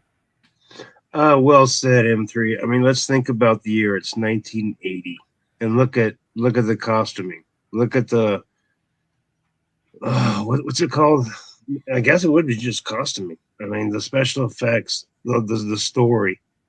Now, the one thing I did have a downside is that at 8 years old, watching all the Popeye cartoons, this one wasn't more of the newer one. It was kind of a throwback to the even older one, Popeye ones. You know what I mean? That's the only negative thing I have to say about it. But the story, and you're right, Robin Williams, eating spinach at the end, twisting his arm, getting that octopus, Bluto turns yellow. I mean, it was great, you know. But when I started watching Popeye, his name wasn't Bluto. I think it was Brutus, wasn't it? Yes, in the early running, Bluto. Yeah, something like that. So as a kid, I mean, think about it. You know, you're an 8-year-old kid, and you get this Bluto, and I was a little thrown back by that, you know. But I got the gist of it, and I absolutely, hell yeah, I love this movie. Love this movie. In fact, sometimes when it's on Pluto TV, yeah, I'll put it on just so it's on in the background.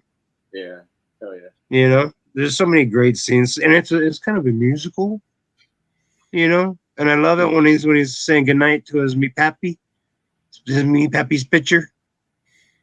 You know, and then he hangs it up, and it's me pappy. So, I mean, Right, yeah, it's just for an 8-year-old kid, dude. Yeah, it's a great movie. Yeah, unfortunately, Pappy was a bastard. Curtis, how about you? Anything to say about Popeye? Yeah, as a kid, I loved it. I know it wasn't like the greatest movie or whatever, but I loved it as a kid. Commodore. And the sets were amazing.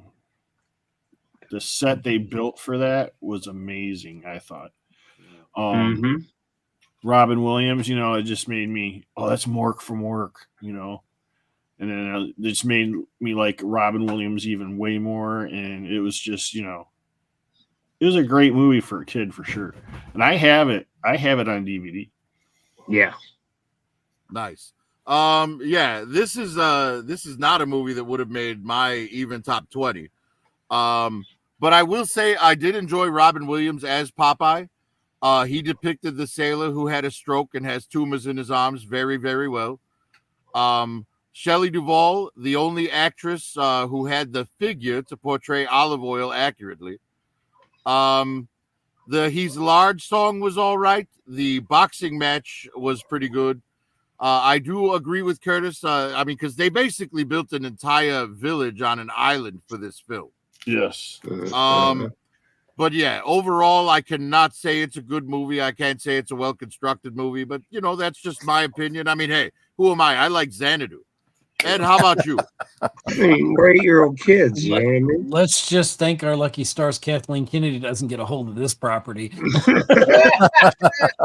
but Olive Oyl, I thought she was the perfect. I agree with you. Shelley Duvall was perfect for Olive Oyl, and Robin Williams.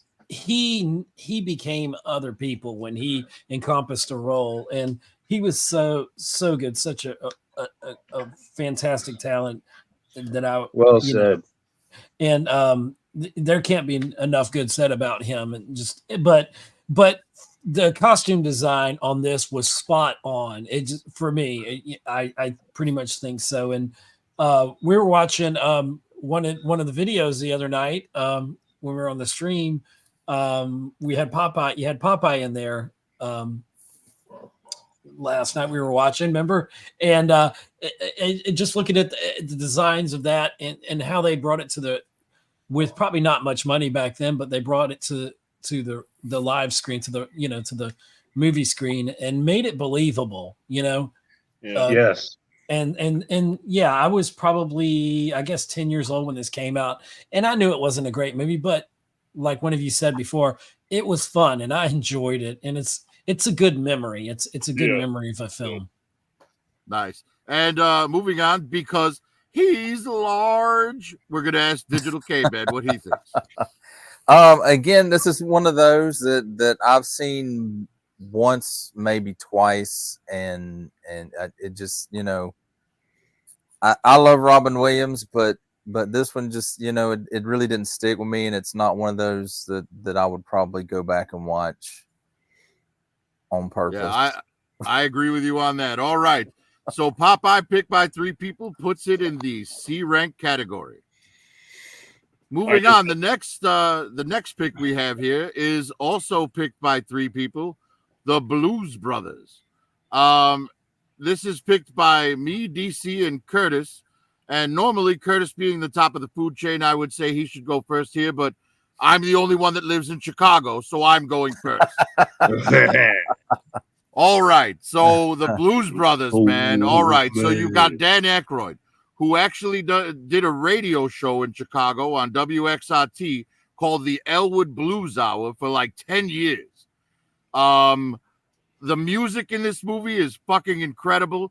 Aretha Franklin's number, Ray Charles' number, and my absolute favorite, Minnie the Moocher, performed by Cab Calloway. Fantastic. Yes. The church scene, the restaurant scene. One of them wants 2 dry white toast, and the other one wants 4 fried chickens. It's an amazing movie. And to this day, every Halloween, they do Blues Brothers themed haunted house in the Joliet prison, where Elwood picks up Jake at the beginning of the film. You can literally go into that prison as a tourist now because it's no longer a prison. It is a fantastic film, and they would take away my Chicago card and kick me out of here if I didn't put it on my list. Party at Prophet's house for Halloween. Curtis, you are next, my friend. You are next.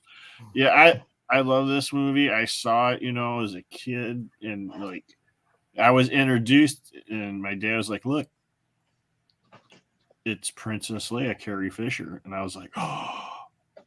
Ooh. That just drew me in even more, and I was like, she played crazy good.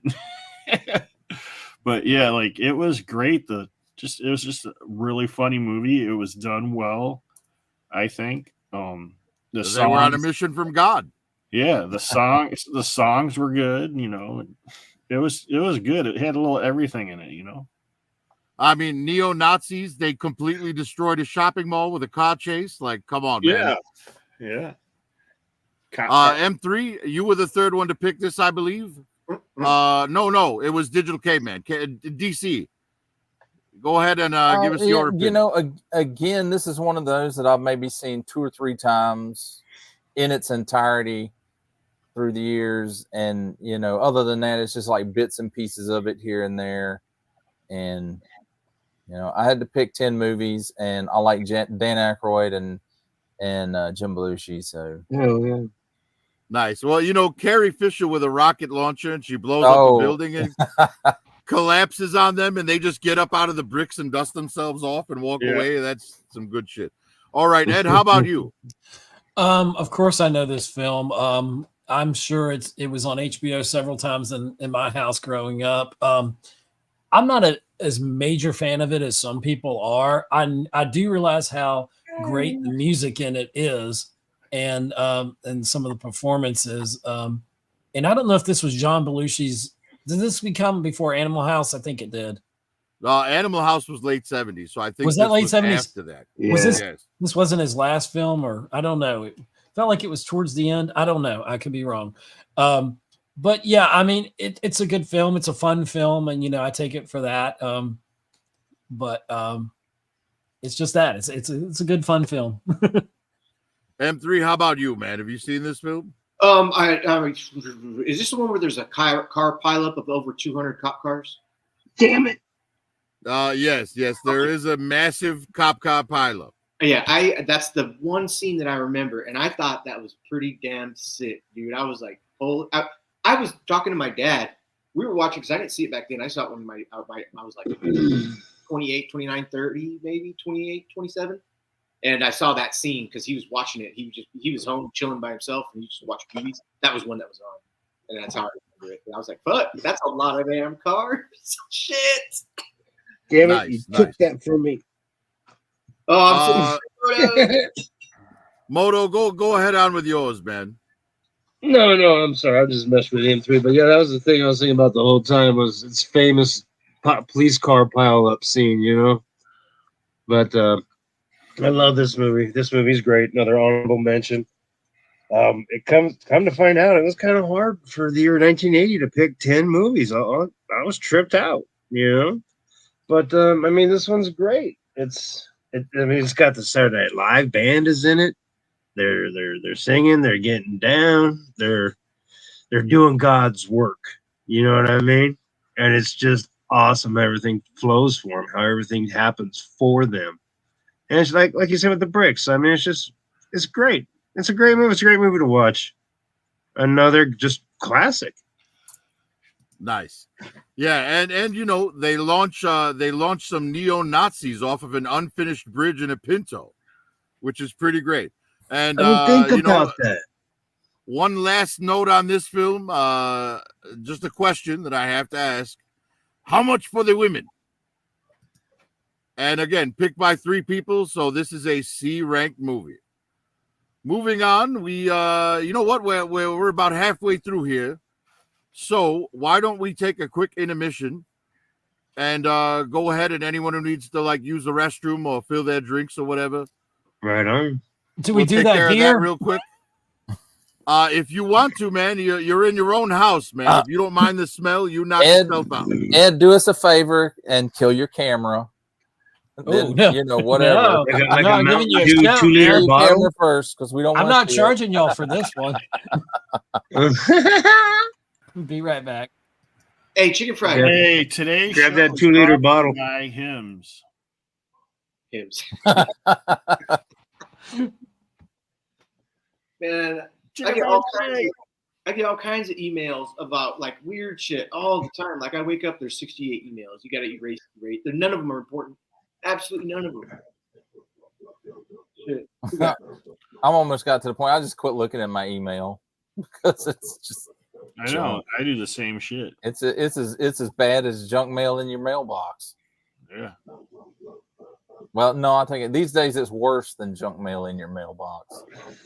It's like junk mail used to be back in the mid 80s when you get, the Publishers Clearinghouse and Shoot, that was all that kind of stuff, Oh.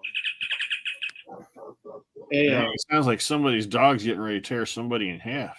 There you go, chicken fried. You're in. There's no fucking way, dude. Hey, chicken That fried. dog is like 4 houses down and shit, barking. Yeah, what about it? Good Lord. Oh no, that's Dude, and I have a laptop microphone, and my volume is way down. What kind of microphone do you have? Your name is now Daredevil. You know that, you son of a bitch? Hey, Moto, it's not you. It's Ed's fucking phone. It's got the Star Trek fucking. No. That's my phone. It keeps going off. That's my notification. He said about that dog barking way the hell down the But road. yeah, they were talking about the dog barking. Oh, Daredevil over there. What kind of microphone you got, bro? The kind that's built into a Toshiba laptop. Hey, my I don't know. dad used Toshiba. He liked it. It's just whatever. I had a Toshiba at one time. It was a great laptop, man. Oh yeah. Well, evidently the mic People works made some good perfect. machines. Yeah.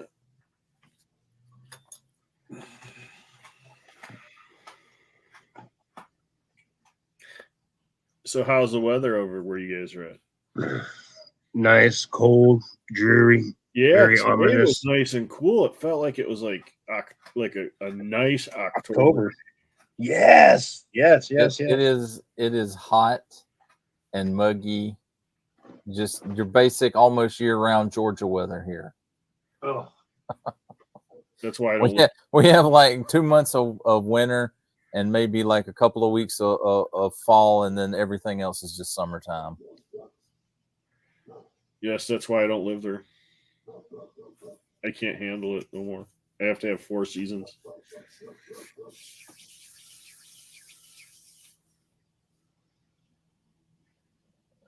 It just stopped. What the hell? I don't know. Everybody's taking a nap. So Popeye beat out a bunch of movies. Yeah, because What up, chicken fried? Old school. I have never seen Titanic, but number 2 looks pretty good. Looking for love in all the wrong places. yeah, Titanic was a number 2. Don't dig in. Thank God they discovered you. Another lonely heart. I seen Titanic once. The first one with Leonardo DiCaprio and shit. Yeah, I've seen it. I saw it once in the theater, and then I maybe saw it once when it came out on VHS. Yeah, I love that Victorian time. And the only thing I can really say about that movie is the sets were fantastic. The cinematography was fantastic. What movie? Titanic. Now, if you're yeah. going in, if you're a dude and you're going into Titanic for the story, just go ahead and pass because you're not going to like it. Hey, but no, Leonardo DiCaprio. You know, I have a That's funny what the Titanic couch- story myself. I went to see that movie with a friend of mine named Corey, who was 6'7". Right? So this big monster of a dude. And you know, at the scene where all the people were in the water freezing to death, you know, before the rescue boats got there. Yeah. I was getting choked up. But then next to me in the seat, there's this giant man going. I can't So hold on. instead of crying, I started laughing, right? I started laughing. Ah. And then I'm like leaving the theater, and there's this group of women going, "That's him. He's the one that was laughing while those people were dying in the water." Yeah, fucking hilarious. Yeah, fucking buddies, man. Buddies. All right, so is everybody back? All right, let's move on. The next pick on our list, and this is the only one that was voted on by 4 people, picked by 4 different people. Stir Crazy. Oh, hell yeah. It's getting real. Now, this was picked by one person who's not here, Bull, Digital Caveman, M3, and Moto Viper. So, That's right, considering that M3 is the highest one on the food chain here, M3, why don't you start? I love the movie. And again, my dad brought this movie home and we watched it, and it was fucking epic, dude. Every funny scene was funny. There was a lot of scenes where he kind of carried you through, and Gene Wilder and Richard Pryor are great. They always been great. And we bad, like they fucking came into the jail cell, like acting like we bad. We bad.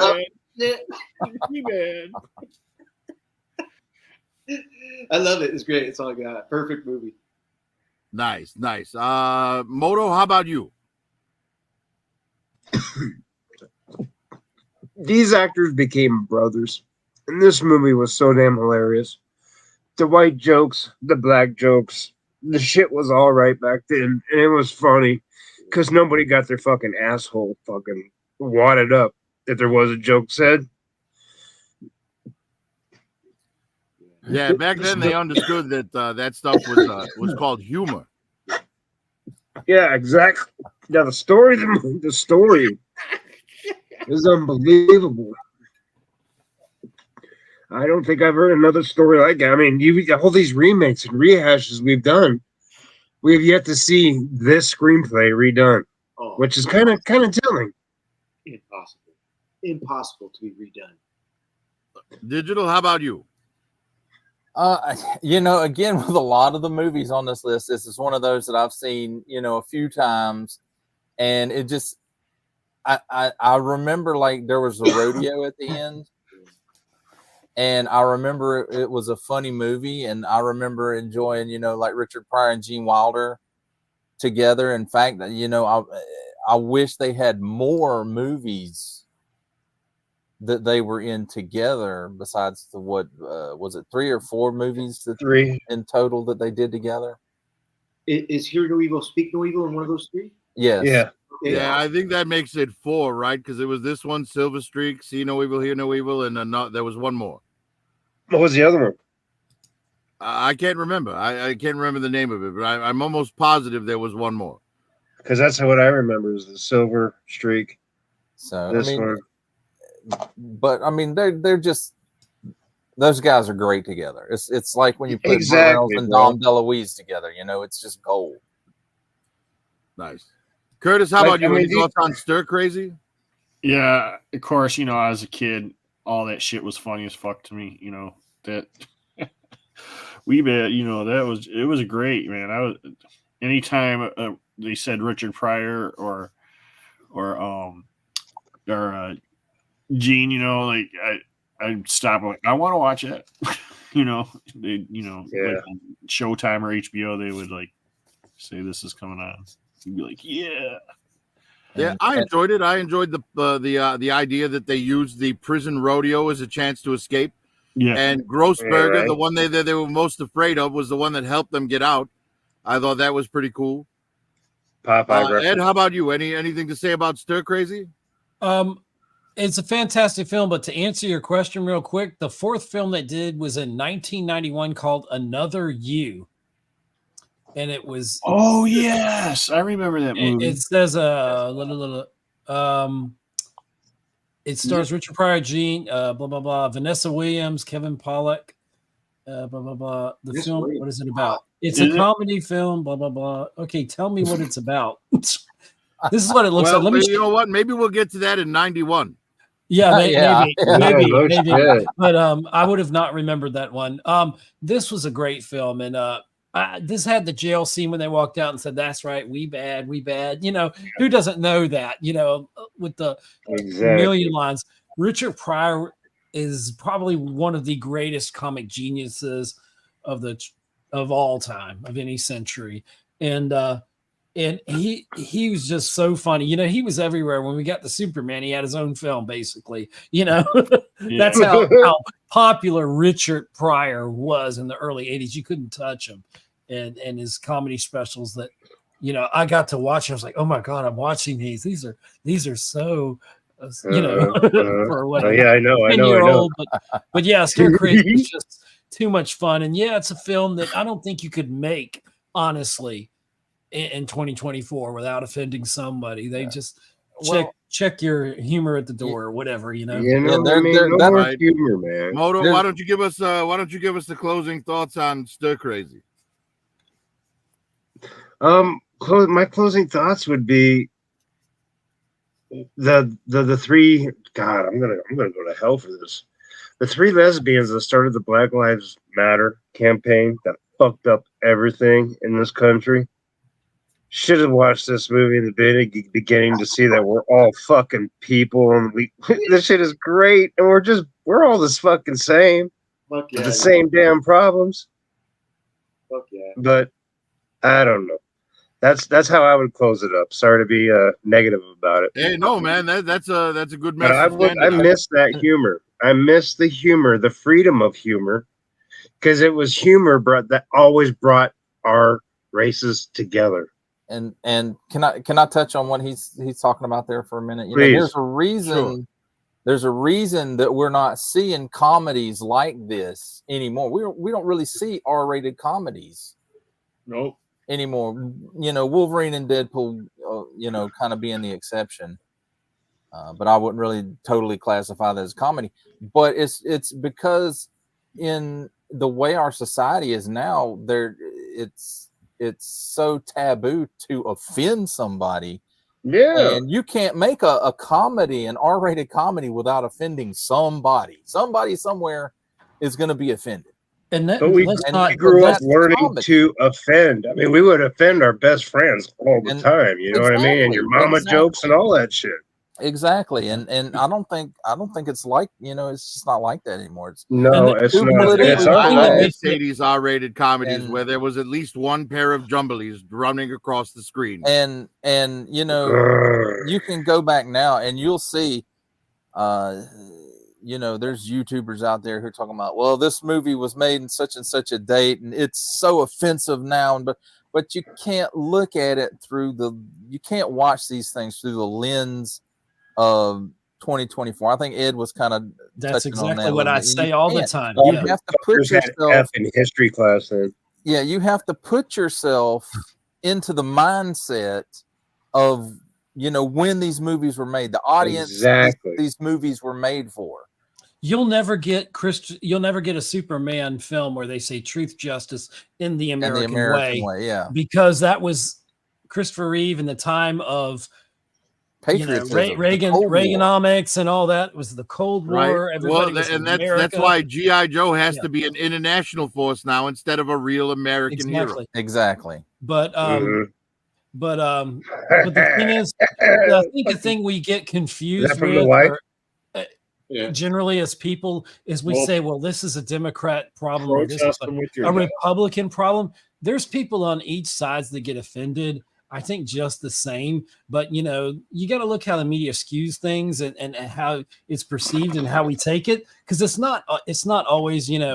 I know people on all ends of the spectrum, and it just comes down to the kind of person you are, and if you've got a sense of humor, and you got to be able, I think, in life to laugh at yourself, to be able to say, I'm not the greatest thing. I've got some Exactly. imperfections. Yeah, people can't do that anymore. Right. We've You know, lost the that's ability. the beauty of the Yeah. fact that we're talking about 1980. We don't have to get hung up on 2024 bullshit. Right. Exactly. And you definitely need to look at this as a 1980 film and appreciate it for the time and culture, because there's no way I'd like to think that as a people, as a culture, as an entire planet, we grow and we learn from our mistakes. Oh, you And we heard me. become I eat better, my words. you know? I'll keep my words. It all got fucked up when the Black Lives Matter movement right, started with a bunch of All three right, lesbians. guys. Yeah, It's let's kind of stick to our turns, It's man. before that. Let's stick to our turns, man. I'm losing all control here. It's not cool. Yeah, it's not cool. Attica, All right, Attica. so moving on. Right. Moving Lady. on. Yeah. We're getting into the picks that 5 people chose. The first A-rank movie did, in fact, I believe, have some titties jumbling across the screen at one point. Oh, no, it didn't. I'm sorry. It's the next one. Flash Gordon. But they were well muscled titties. This had some titties we wanted to see. Yeah. But yeah, I'm Flash talking about Gordon, Ming. Who are y'all talking about? Come on. This was picked by Bull, who's not here, Digital Caveman, Ed, myself, and Curtis. Yes. And Curtis is the top of the food chain, and this is not a movie that came out in that was filmed in Chicago. So, Curtis, why don't you start us off?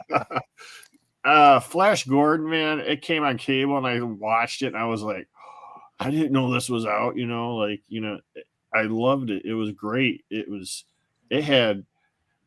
might not have been the real best movie made, could maybe, but it was just a great, fun adventure movie with a lot of hot, like all the women had to be hot to be in that movie, like Cocaine. flawless looking, like, and then it's just great, and then Ming was his makeup and costumes and stuff were great.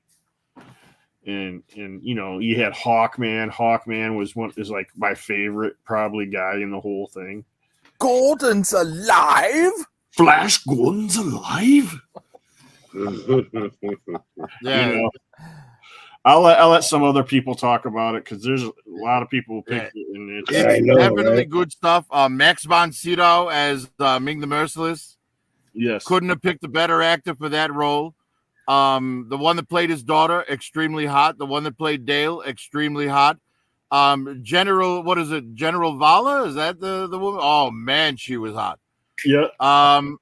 This was a campy movie, and the effects were like not the greatest. Like you could almost see the strings holding the ships up during the air combat and stuff. The Hawkman's wings was so stiff it was ridiculous. Yes. The lizard man in the cage looked like it could have been like made by a 12-year-old in art class. Yes. But still, just such a fun ride that I couldn't love it more. It's just a really like fun movie. And let's not forget, Queen did the entire soundtrack. Oh yes, how could I have not said that? And that is Freaking not funny. something to scoff at. Next we've got Ed. Ed, what do you think of Flash Gordon?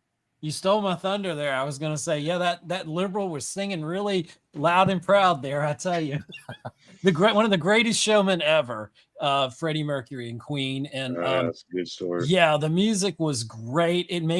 They played into the campiness of this film, and that seemed to even make it even more watchable. You almost knew this was like a really good B movie, and I just remember watching this over and over again. And I remember probably a few years later, probably 83, we got a Buck Rogers on TV. And I remember having the Buck Rogers ship and all that. And, and I probably had some stuff. I don't think Buck Rogers was that much later. I want to say it was like 81, maybe. Was it 81? Okay. Buck Rogers? Gil Gerard and I can't remember the female in there. She was super hot. She was in all the Gray. 80s. God dang it. Aaron Gray. Aaron Gray, yeah. Yeah, we'll get to you, DC. We'll get to you. Yeah. But anyway, not to get off topic, but it reminded I always associate those two kind of together, as almost the same type of entity. But Flash Gordon was just everything, man. It was like super bright colors. I mean, what could you not ask for? If you didn't have ADHD, this film gave it to you. Right, it was awesome. Right. DC, you're next. Okay. This movie, I'm going to tell you, this movie is the height of 80s cheese. Yes. It is the best example of somebody who doesn't know what 80s cheese is, and two movies that you can put out there that they've more than likely seen that best explains that is Flash Gordon or 1987's Masters of the Universe. And I remember going to see this movie. It was part of a double feature at the drive-in. I couldn't tell you what the first movie was because once I saw this, it didn't matter. And then later on, my grandparents had cable, and it was at the time where they were just playing Flash Gordon all the time. Yes. And I just every time it would come on, my brother and I, we would watch it. And we love this movie, and it's a great. And again, it's not great for the reasons of it was the best written movie of the year, or it had the best special effects. It was a really fun, like Kurt said, adventure movie that was in this fantastical place. And, then you had the Queen soundtrack on top of that. Mhm. And it's just the perfect 80s cheese film. That it is. M3, I know you haven't seen this. Anything to say about it? Yeah, two things. I loved him in Ted, and if I could, I'm 48 years old and haven't seen it yet. But with what you guys are saying, I should watch it. Oh yeah. All right, Moto, how about you, my friend? I'm gonna put it real easy and quick. This should be a movie with that primo that we all sit back and watch Flash Gordon and Xanadu. Right, we do the double feature. Okay, Yeah. exactly. I mean, oh,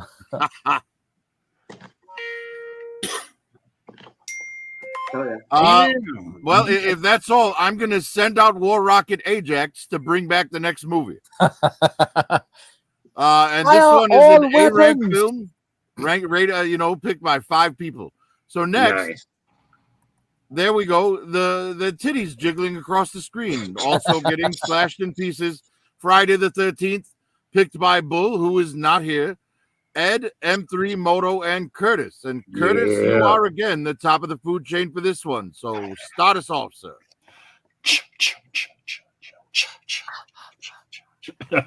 Yeah, I seen this. I think it came out in 80. Of course, I saw it on cable, and I believe that was in 81. But I was 6 years old, 7 maybe, and it scared the shit out of me. Fucking hey. Fucking hey. Man, it was great. It was gruesome. It had a little bit of gore, and then the ending was like, for me, it was like, on who it was when the kid came out of the lake, who was Jason. Yeah. Right. And you're Right. like, Oh my gosh, yes. it was, it wasn't like the greatest Friday the 13th for me, but seeing it as the first one, it was like, well, okay, I'm kind of interested in that. I like it. It scared the crap out of me, but Nice. That's Ed, how about right. you? That's right. what can I say later on? Wasn't 1980 a great time in the early 80s for horror movies? I mean, Yes. Friday, this one kicked it off. And then after this, a few after this, they got really stupid and crazy and dumb, and just like the Freddy Kruegers. But this was legitimately there. horrifying for a 10-year-old. I remember sitting there, I think in the film, and I think it may be the first one here, but I remember where they're sitting on a couch, some people on a couch with their back to the window where the couch is, and then Jason comes through the window. We literally were sitting on the couch when I first saw this, and one of my siblings was sitting there and jump I've got scared to me. correct you on one thing, Ed. Not Jason coming through the window in this movie. Not Jason. Freddie. Excuse me. No. Yeah. Pamela. Yes, it was Pamela? Jason's mother. Was it Pamela? Oh, okay. Okay, well, somebody came through the damn window. But thank you. But I just remember this was just legitimately it was not, I could never understand how he could walk and get everywhere. That still baffled me. I still don't think I know the answer to that, but I didn't care. They were just really good jump scare films, and they had good suspense to them at the time, and they're very much played out now, but when it first hit, there's nothing like it, and oh my gosh. and so many good films like that. So a classic. Yeah. All right, M3, you're up. Yes. This is a really good movie. Your dominatrix. Just to tell you, the killer wasn't Jason in the first one. The killer was the motherfucking mom and shit. She was the that's what I said. It was Pamela. Pamela Voorhees. Yeah. And Kevin Bacon. Yeah, dude, the movie was great the whole time, and all the way up. She has a legacy right at the end. The real fucking Jason jumps out of the fucking canoe or out of the water and grabs the fucking girl, dude. Very, very fucking cool movie. Titties, the counselors, man. Counselors are great. Cheerleaders are better, but in that time, perfect, man, perfect. That's all I got. Nice. And Moto, I believe you're the last one on this one. Oh, absolutely loved this movie. Again, remember the conversion van I was telling you guys about? Well, living in the desert, every summer we go up to the high country, Flagstaff and whatnot to get away from it. That's the forest. And so then I became scared shitless of the forest. But every time we go camping, because we camped a lot. Yeah. Hey, when you say conversion van, I was like, your church has a conversion van? No, we're talking 1980s. Like, I think it was a 78 Ford conversion van. Dude, this thing was dope. But anyways, so we would go camping up in northern Arizona. And that's just terrified the shit out of me ever since we watched this movie. Because my mom and I would always go watch horror movies. Always, no matter what it was, we were going to watch it. Yes. And now this one has a Kevin Bacon with the arrow going through his neck. Mm-hmm. Yes. And I mean, you never seen such clean special effects before. That was great. It was really, really well done. Wasn't it Tom Savini? I would not surprise me. Is it Stan Winston, or was that later on the effects? Hey, there's a bunch of them. There's a bunch of movies. There's like a lot of people who did effects on it. It doesn't say. It doesn't have it on the poster. It doesn't have it on there, but no, I mean, it was clean. It was crisp. It was bloody. the gore. I mean, and they even showed gore when they wanted to, and showed gore when they didn't need to, and it was still perfect. I mean, this set off how many billions of dollars? What does this movie cost? Somebody do a Google search and see what Friday the 13th cost to make in 1978, 79, or whatever. Shut up, Pete. $2.85. Yeah, I mean, it was You know what I'm probably saying? under 100,000 to be honest. And then look at it now. I mean, it's seeded and bloomed into. Dude, this shit will be in Smithsonian. This will be part of our story. Yeah, 100 It years is a from now. franchise. This movie. Yeah. yeah, good job, brother. Yeah. Shut up, Pete. Yeah. My thoughts are gonna be the unpopular ones here. Because I remember watching it and thinking this is pretty great, and then it gets to the end and the killer is an old woman, and I'm like, really? All these young, fit men, these athletic men, got beat by an old woman? Like I was, a little disappointed. And then they fixed it by having Jason come out of the water and get the final girl. But then it was just a dream. I'm like, come on, man. So yeah, this isn't a great one for me. Digital, how about you? In my house, my parents did not like horror movies, so this is one I did not see until I was an adult. And by the time I watched, there were no big surprises or anything. I already knew what was going on in the movie, who the killer was. Oh, Jason that's shows too up at the bad, very bro. end, and Damn. I mean, the biggest thing that I remember, oh my God, that's Kevin Bacon. Yeah. Hey You guys, know? look in the chat. OG Skywatch has the budget in the box office for it. You can pop it on screen. Oh, What's it say? $550,000. That's Wow. crazy. Okay. And probably 80% of that was spent on blood. Probably. Right? Probably. If they tried to remake that with the same cast today, that would be Kevin Bacon's A salary. little over half a Yeah, million yeah. brings in damn near 60 million. That's in 1980 money. That's fucking crazy, bro. That it is. But That should this be was an S movie. I take it picked all by back. 5 panelists, 4 of which are here, so it gets an A rank. Amen. Moving on, another movie. This one had titties in it too, but they comedically jiggled across the screen. Airplane. Airplane was picked by Bull, who is not here. Digital Caveman, Ed, M3, myself, and Curtis. Curtis, you are the top of the food chain again. Why don't you start us off? Don't call me Shirley. I don't think I was going to say that. We all were going to say that. You speak jive? That's all I gotta say. It was great. It's a great comedy. It's a great stupid comedy movie that is just so fun to watch. And if you want to laugh, man, smoke a bowl and drink a couple beers or something.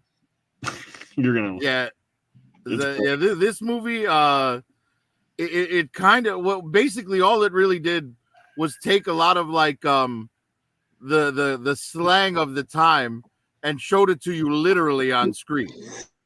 And there was some other jokes outside of that as well, but the bulk of the comedy is like, when the shit hits the fan and then they show an actual pile of shit hitting a fan, Or I think one of my favorite bits in the whole thing was we've got to get this woman to a hospital. What is it? It's a big building with patients, but that's not important right now. You know what I mean? Robert Stack, you could never take him seriously. Yeah, we'll get to you, Ed. You're next. But the cast of it, like a whole cast of hilarious people. Leslie Nielsen, like doing like the best work of his career, in my opinion. Well, the best work of his comedy career. Right. I personally think he's funnier in this than he was in the Naked Gun franchise. But man, this movie's incredible. It's nonstop funny. Kareem Abdul-Jabbar wearing his Lakers shorts as he flies the plane, hilarious. The autopilot needing to be reinflated by the tube under his belt, like kind of hilarious. OG Skywatch said it looks like it. Yes, sir. Yes, sir. Yeah, great stuff. I'm going to go ahead and let Ed take over. Yeah, sorry to step on you there. How could everybody not pick this film? It's like this is such a classic. I mean, every kind of slapstick joke, it's all there. Even the guy, the air controller, he was hilarious. ADM, ADM, it's like just overreacting. There's so much overacting, so much physical comedy.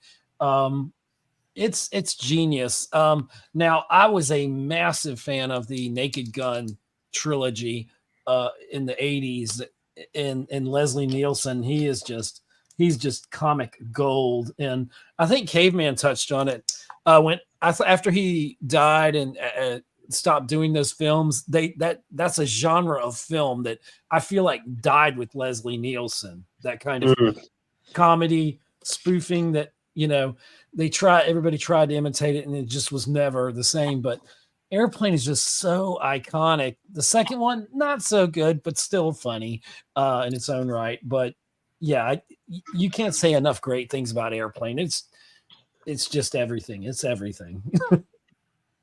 Right down to the opening scene where the plane's tail fin is imitating Jaws. Fantastic. M3, you're next. So I chose this movie thinking, and I'm glad you guys spoke first, that it was Naked Gun and it had that correlation to it. But I do remember when the parts that you guys spoke of, like the air blow or the sex doll and the fucking the pilots and shit. I do remember it, but I seen it one time, and I seen it at the time that I saw Police Academy. So I was like 14, I think, 15, 16 maybe. Yeah, but I remember certain parts. But in my head, I was thinking of O.J. Simpson that was in it, and fucking that's Naked Gun. Yeah, that's not this movie. Right. But it is a good movie, and I don't mind having it in the position. Y'all remember the scene when everybody was taking lines on the plane to slap the lady in the seat and shake it? Yes. That still gets me to today. I mean, honestly, if we get into every joke, we could make a whole show just about Airplane. DC, how about you, man? I think you guys said it all. And the only thing that I have left to say is Leslie Nielsen. That's it. Yeah. I mean, all right. Moto, any thoughts from you on Airplane? Oh, I loved it. It was another honorable mention. But it was a little bit over my head. I got some of it, my uncles took me to go see this movie. They wanted to go see it, and it was one of those things where they said, don't tell your grandma, don't tell Nana. But yeah, so it's on there, but it was a little bit over my head, but I totally get the comedy. I probably about 2 years following that, it was in fact, little thing here, Airplane was the first laser disc movie I've ever watched. Nice. Yeah. So then, I watched it. It was a couple years later, but yeah, great movie, hysterical. It doesn't stop from beginning to end. I mean, there's some parts that will get you crying laughing. Yeah, it's just joke after joke. Well, now the thing is we're in 2024 trying to explain it, but back then watching it as your first time, getting your cherry popped, if you will, it is unbelievably fun. It's kind of like the first time I watched South Park. The first time I saw South Park, the movie, I didn't laugh. I was so stuck in the humor in it. There was not one time that I laughed. It was that good. And that's how Airplane was for me. It was just nonstop laughter. All right. I'll say Roger that and over. And we move on. That is another A rank with 5 people choosing it. The next one on the list, I believe, is our first S rank film, Caddyshack. And this was picked by Bull, who again is not here, Digital Caveman, Ed, Moto, myself, and Curtis. Curtis, you are the top of the food chain once again. Why don't you start us off on Caddyshack? Isn't there a Chicago guy in this movie? But it did not take place in Chicago, so we're good to go. Okay, soundtrack.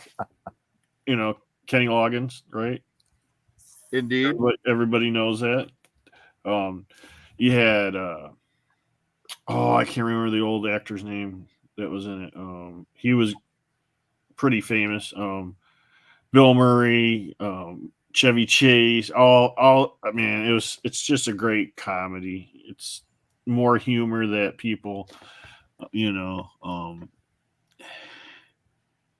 Well, let me I see. didn't know Harold Ramis. I didn't know that he co-wrote. Oh, it. Harold! I Wow. didn't know that.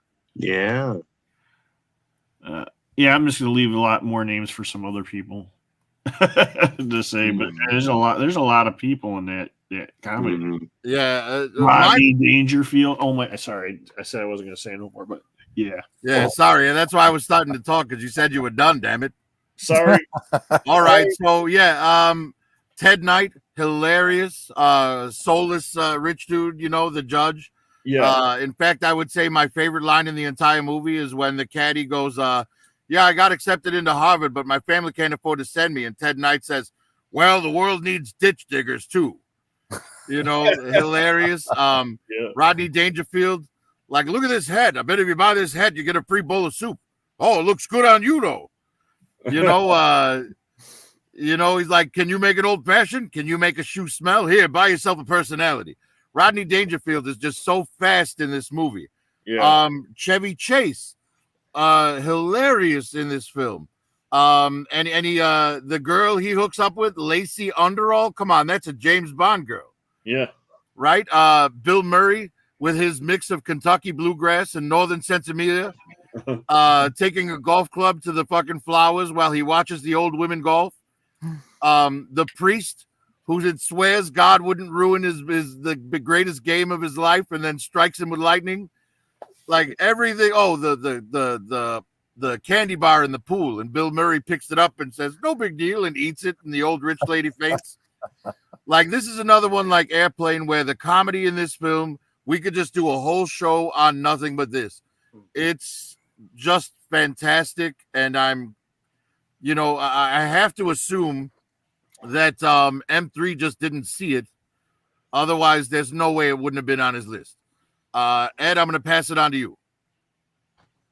There's one X factor in this whole film, and it's the difference between Caddyshack 1 and Caddyshack 2. Rodney Dangerfield. You couldn't top his quick wit and humor, and Jackie Gleason didn't have it in the second one. It didn't work as well. And this was such a great ensemble cast. Everybody was like the top of their game, and this is such a classic. This is possibly one of the best movies ever. It just really is. And it's funny. If you watch it in 2024, you're going to laugh your ass off. And any day you watch it, it's just so good. And it's just so wonderful. What else can you say? Well, before we move on, I want to say there was another omission that was in the first that was replaced in the second, which was Bill Murray was gone in lieu of Dan Aykroyd as the groundskeeper. Yep. Mm-hmm. Moto, how about you? Oh, I absolutely love this movie. Great movie. Rodney Dangerfield was the best. Yeah, it was from the beginning to end. It didn't stop, and it was good. It was good. It's up there for me. It's up there for me. Nice. DC, how about you? Well, I think you guys covered just about everything. It was I know. a great Except for the ensemble groundhog. cast. I want to say this is probably my first exposure to Rodney Dangerfield, and he was excellent in it. And whereas some of the gags in Airplane might feel a little dated, this one, even though there is some stuff in here that probably is dated like that as well, it's probably not as much in Caddyshack as an Airplane. Yeah, well, this was like straight up just comedy writing, where Airplane was slapstick. Exactly. Yeah. Me. So, like I said, M3 Airplane kind of dates itself a little bit, but this one not as much. I mean, can I put one thing? Forgive me. I'm sorry. There is one thing I want to say that I can tell you this movie has done for me, looking back at my life. That Rodney Dangerfield character really did inspire me. And we'll get into it when the year comes. But then when it was back to school, almost the same damn character. It became part of who I am as a man today. And that kind of just blows me away. So I just wanted to throw that out there real quick. Thank you, Digital, for letting me do that. Hey, no problem, no problem. Nice. M3, anything to say about Caddyshack? Yes, two things. Keep your eye on the fruit. Nobody mentioned the motherfucking chipmunk coming to the damn thing. That might be because there was no chipmunk. It was a groundhog. Gopher, Yeah. it was a gopher, man. It was a gopher or a groundhog. I thought it was Groundhog. Oh, no, you're right. It was That's a gopher. You're groundhog. right. Yeah, the whole time. Gopher. Grant Adler was trying to get that fucker, dude. It's great. Yeah. The gopher's hilarious. You know, I never Bill noticed Murray him in the getting poster beat there. by a gopher was just funny. No, but if the OG Skywatch said it, and when I wanted to say it so bad because nobody said it, but OG got it first, man. Right on OG. What do you think the moral Nice. of the story was? Just don't take shit so seriously. Relax, and it'll all happen for you. Well, I'll bet $50 that the rich kid picks his nose. And we'll move on to the next film. This one was voted by 6 out of 7 panelists, so it gets an S ranking. Next on the list, also picked by 6 out of 7, Bull, DC, Ed, Moto, myself, and Curtis. Curtis, again, you are the top of the food chain, sir. Start us off on Superman 2. Superman 2. They start off, like in space, the 3 villains in this like mirror looking thing called the Phantom Zone, and they're twirling around, and then like I think like a explosion or something like shatters the glass, and they come out, and then they land on the moon.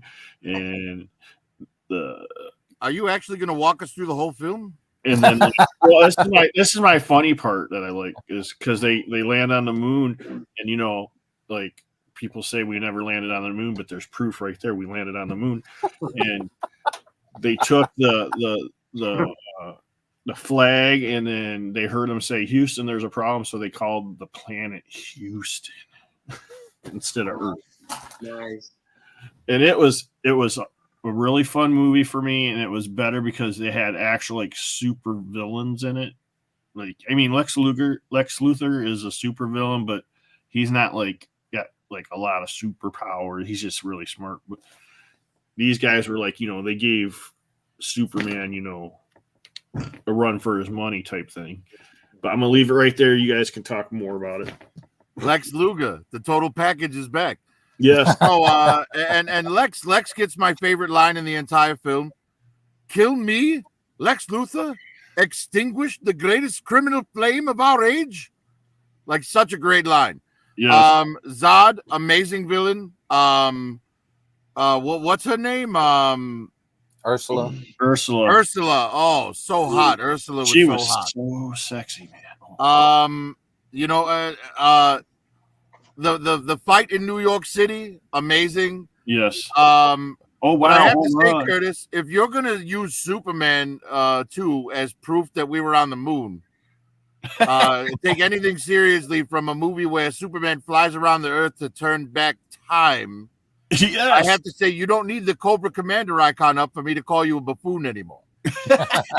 There was some goofy stuff near the end in the Phantom Zone, like the his saran wrap S that like wrapped up Nam, but for the and a guy with no superpowers walking from Canada to the North Pole and not dying in the blizzard seemed a little crazy to me.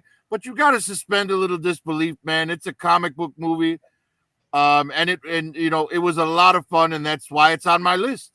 Ed, how about you? The greatest Superman we will ever have, Christopher Reeve, and much love to Henry Cavill and others. But Christopher Reeve is Superman, will always be Superman. He just embodied everything great about Superman, and he was really proof that there's this famous story that one day he walked through in full Superman costume through the commissary when they were filming there at the studio, and every woman just like turned and just, you know, they're all their heads turned. Everybody turned, especially the women. Then the next day he walked through at lunchtime dressed as Clark Kent. Nobody noticed him. So that's how the disguises work. That's how good Christopher Reeve was. There was no kind of CGI really. I mean, he built his body to get up to that, you know, physical physique of Superman. And he believed in the core values of Superman, that he was a generally nice guy. And, you know, he wasn't conflicted. He wasn't, you know, all of that. He knew who he was and he could stand on that. And he was the true symbol. This is how you write and do Superman. And for villains, Terrence Stamp, we got him later on in Smallville as the voice of Jor-El, ironically. And Terrence Stamp is such a brilliant actor. And as General Zod, you know, the kneel before Zod and Planet Houston. I was just about to say. And he cares for these things like creatures, I suppose. You know, Ursula, or whatever her name was, Ursa, super hot. But did you ever notice that snake could bite her? Nothing else could hurt her, but that snake bit her, and then she burned him up, which is exactly what I'd do if I saw a snake. Yeah. But and there's so many things, and if you want to know where they paid for all of this, it was in that fight scene where the Coca-Cola sign, you had it's like. And like when the guy comes out there, because it's a dated film, and it doesn't, some of the things don't age in it, like the guy on roller skates, you know, when they're blowing the wind and the girl's going backwards with the roller skates, and then when Superman comes out and he turns into Superman and he goes, "Hey Jack, nice outfit." No, that was the first one. That was the first one. Okay. Yeah, that was the first one. Yeah. However, the guy in the payphone getting blown over and still talking. That was There's so many things, and now we're probably not going to dive into the Donner cut versus, the theatrical, but the way they were filmed, some of it, the Caveman could probably expound on it better than, but I'm not going to go into all that. But such a great film, and I've always been a Superman fan. Before I was a Batman fan, which I was always a Batman fan, I was always a Superman fan. I'm always rooting for the good guys. And not that Batman's a bad guy, but, everything about this film is great. And I could watch it anytime. It's just wonderful. Nice. Moto, you were the next one that picked this film? Yes. This is it's just a great one. After the first one with Lex Luthor, for this to come out, these three badasses to come down to planet Earth. I mean, they're taking out military tanks. They're wreaking havoc, and they got the same powers as Superman.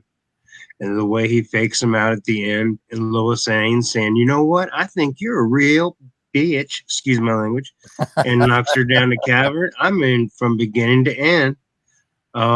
It was a great movie, and that's pretty much why it is up here with everybody else. But anything else to say is already pretty much been said. DC, anything to add? Yeah, I just want to say I love this movie. First of all, this is my favorite Superman movie. This is the Superman movie that I go to when I want to watch just one Superman movie. Exactly. Yes. Exactly. And I love the way that this movie ties in with the first movie, and which I'm sure you guys know that the majority of Superman 2 was filmed at the same time as Superman the movie, because that was their original plan, right, was to film them both at the same time and save money, and that's not actually what happened. But the fact that you see the three villains in this movie, you see them in the first movie, they're caught in the act. They're put in the hula hoops and sent into the Phantom Zone.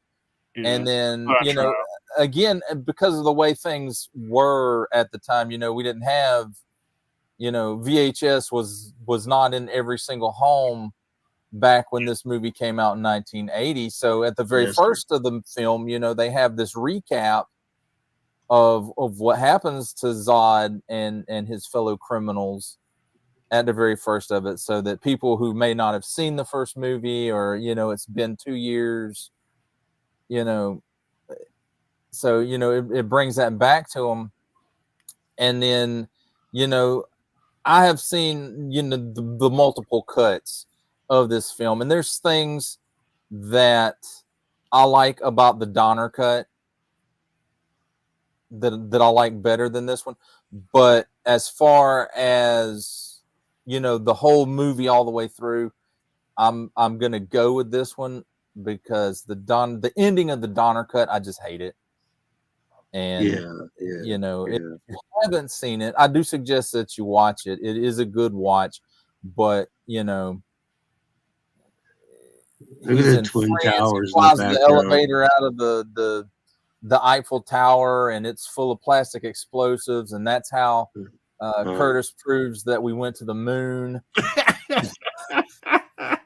and I mean, even though Terrence Stamp and the other two actors who play the villains with him, they do such a good job at playing straight men when they're saying something that's funny, like the whole Houston thing, and when they first land on Earth and they're in the lake or whatever, so they fly on the top of it, walking across the water, and the guy in the boat just he's looking at what he's drinking in his coffee cups and throws it out. And and then Ed touched on it a little bit too. The product placement at the end of this movie is just insane. I mean, you got the Coca-Cola sign that he mentioned. Then there's the big Marlboro truck, and the people getting blowed past the KFC. And in fact, when the people are blowing around, there's like a couple that walks out, and then their bucket of chicken gets blown away. And that's stuff that the director of this version of the film put in there. This is not Richard Donner's stuff. Yeah, it was Richard Lester in there. And I really remember when they played this on HBO, and it would play, like every third movie on HBO was Superman 2. But they would also play like a behind the scenes for Superman 2, and that's really what I remember. That's really what got me into wanting to know about how films were made and things like that. But and everybody else touched on it too. I guess that Christopher Reeve is Superman, and he embodied the core values of that character, and I don't think they will ever find anybody who will portray Superman to those core values again, even though I guess you can say as time goes on the core value of the character can change, but not for me. It's always going to be truth, justice, and the American way, and Christopher Reeve is Superman. Yeah, and just to touch on Christopher Reeve before we pass it over to M3, the fact that he was able to play Clark Kent and Superman as completely different characters was pretty phenomenal. M3, how about you? What do you have to say about Superman 2? Three quick things. Yes, Christopher Reeves for president. Henry Cavill is my second Superman. And the funny thing about his one trick that he did in the Arctic was he had that, like you mentioned, the cellophane fucking S come off his chest. Even as a kid, I was like, Yeah. Yeah. What the fuck is that? Yeah. What the fuck is that shit? Right. Well, you said Christopher Reeve for president, and I have to say, if he ran as a Democrat, it wouldn't be the first time a dead man won. shout out Oh, man. Yeah, so Christopher Reeve, with 6 out of 7, it makes it into the S tier. Come, son of Jarrell, Neil. Now, The next movie Prophet. in the S tier. Prophet, real quick, Prophet. Don't mean to cut you off, sir, but when we get to the last movie, I would like everybody in chat to give me their number one 1980 movie, and let's compare it to ours. It's probably all going to be that movie. Let's find out. Are we up there? Let's move on for now. Okay. The next one, I believe, is on all but Frank's list. Is it Frank? Yeah, everybody but Frank. Yes. Had The Shining on their list. Yeah. So we're gonna start. Curtis is also the top of the food chain. The Overlook is not in Chicago, so go right ahead, Curtis. The Shining, I saw that when it first came on cable with my grandfather, and it was at nighttime, and that shit scared the shit out of me. I was like, I think 6 or 7, somewhere right around there whenever it came out on cable. And just, and I didn't know at the time, but there are so many Easter eggs in that thing. So many Easter eggs. But a whole thing with Jack Nicholson and Shelley Duvall and Jack going crazy and stuff, and Catman Struthers was in it, and it was just a whole haunted hotel that made you think he's going nuts, but he's actually, I think, possessed. And it's a crazy movie. It's really well written. I'm done. I'll let you guys explain. Are you really done though? Yeah, I'm really done. All right. So, yeah, because Stephen King himself did not like this version apparently. Because Kubrick, he did change some things and kind of made it his own. But King himself did his own version of it later, and this is just light years ahead of it. Like, so, Kubrick, he created a masterpiece here. Mm-hmm. The hedge maze, amazing. The old woman in the bathtub, amazing. Yes. The little girls, amazing. The bloodbath from the elevator, amazing. All work and no play makes Jack a dull boy. Shelley Duvall was put through absolute hell for this movie by Kubrick. And I have to say, man, this was one of the only movies that scared me as a child.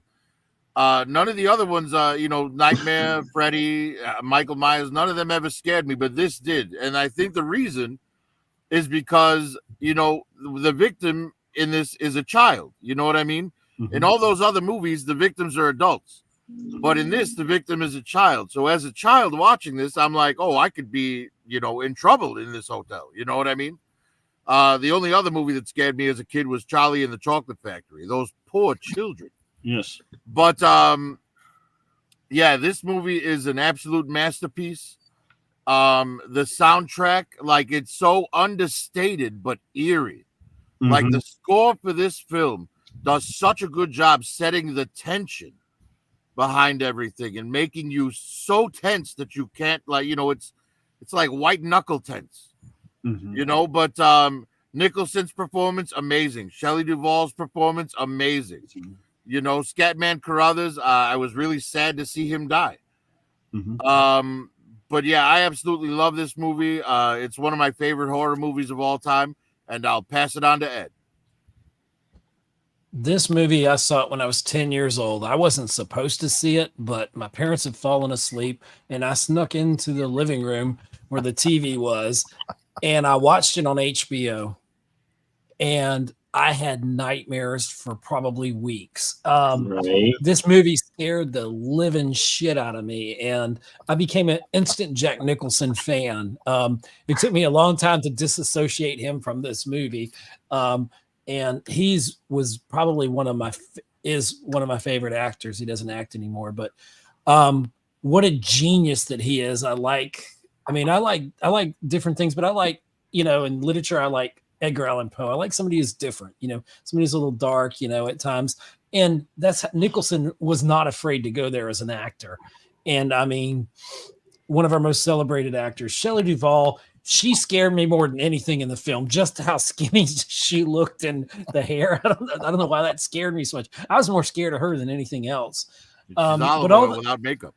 Exactly. And it took me a while to see her and other things. My favorite thing was when she was in Roxanne. That was a great film. But what a masterpiece of horror this is. And I'm not a big horror fan, but I have mad respect for The Shining, and it messed me up at a young age. So it's just a masterpiece, and there's not much more to say about it. M3? I've seen this movie about 6 times. Shout out to Ready Player One. They did a really big depiction of it. And I like the movie so much, and everything that Prophet said with all those like key points, perfect. And even look, we got the girls. Nice. I got a couple crossovers. Huh? One of them and shit. That movie made a really good fucking impact on how I think all a lot of those movies should go. It's great. That's all I got. Digital. Again, this is one of those that, you know, I didn't see. Well, I wasn't an adult when I first saw it, but, you know, in '89 when Batman came out and Jack Nicholson was the Joker, you know, it made me want to go back and really look at the other films that he had made. And, you know, One Flew of the Cuckoo's Nest, The Shining. I mean, just and when he plays someone who is insane or going insane, you have to wonder, where does he get the inspiration for this? And then, you know, with Kubrick, you know, directing and you know, I guess doing most of the writing or changing whatever he wanted to change in. And I mean, you know, he was a well-known and well-respected director or filmmaker. And so, you know, and you know, I don't, if anybody's left behind me, I don't want to take it all away, but, you know, just like the stuff that's in the common zeitgeist, you know, here's Johnny and the twins. And so it was just a masterpiece of a movie of a man just, you know, losing his mind. Definitely. Nice. Definitely. Now, Frank, you hadn't picked it, but that doesn't mean you can't wind up trapped in the painting at the end of the film with the rest of us. Why don't you give us your opinion? Absolutely love this movie. It was just at the time, I misunderstood, and I didn't see this one in 1980. Saw it on VHS. Scared the living shit out of me. I've been to Estes Park, and I've been inside the Stanley Motel many of times.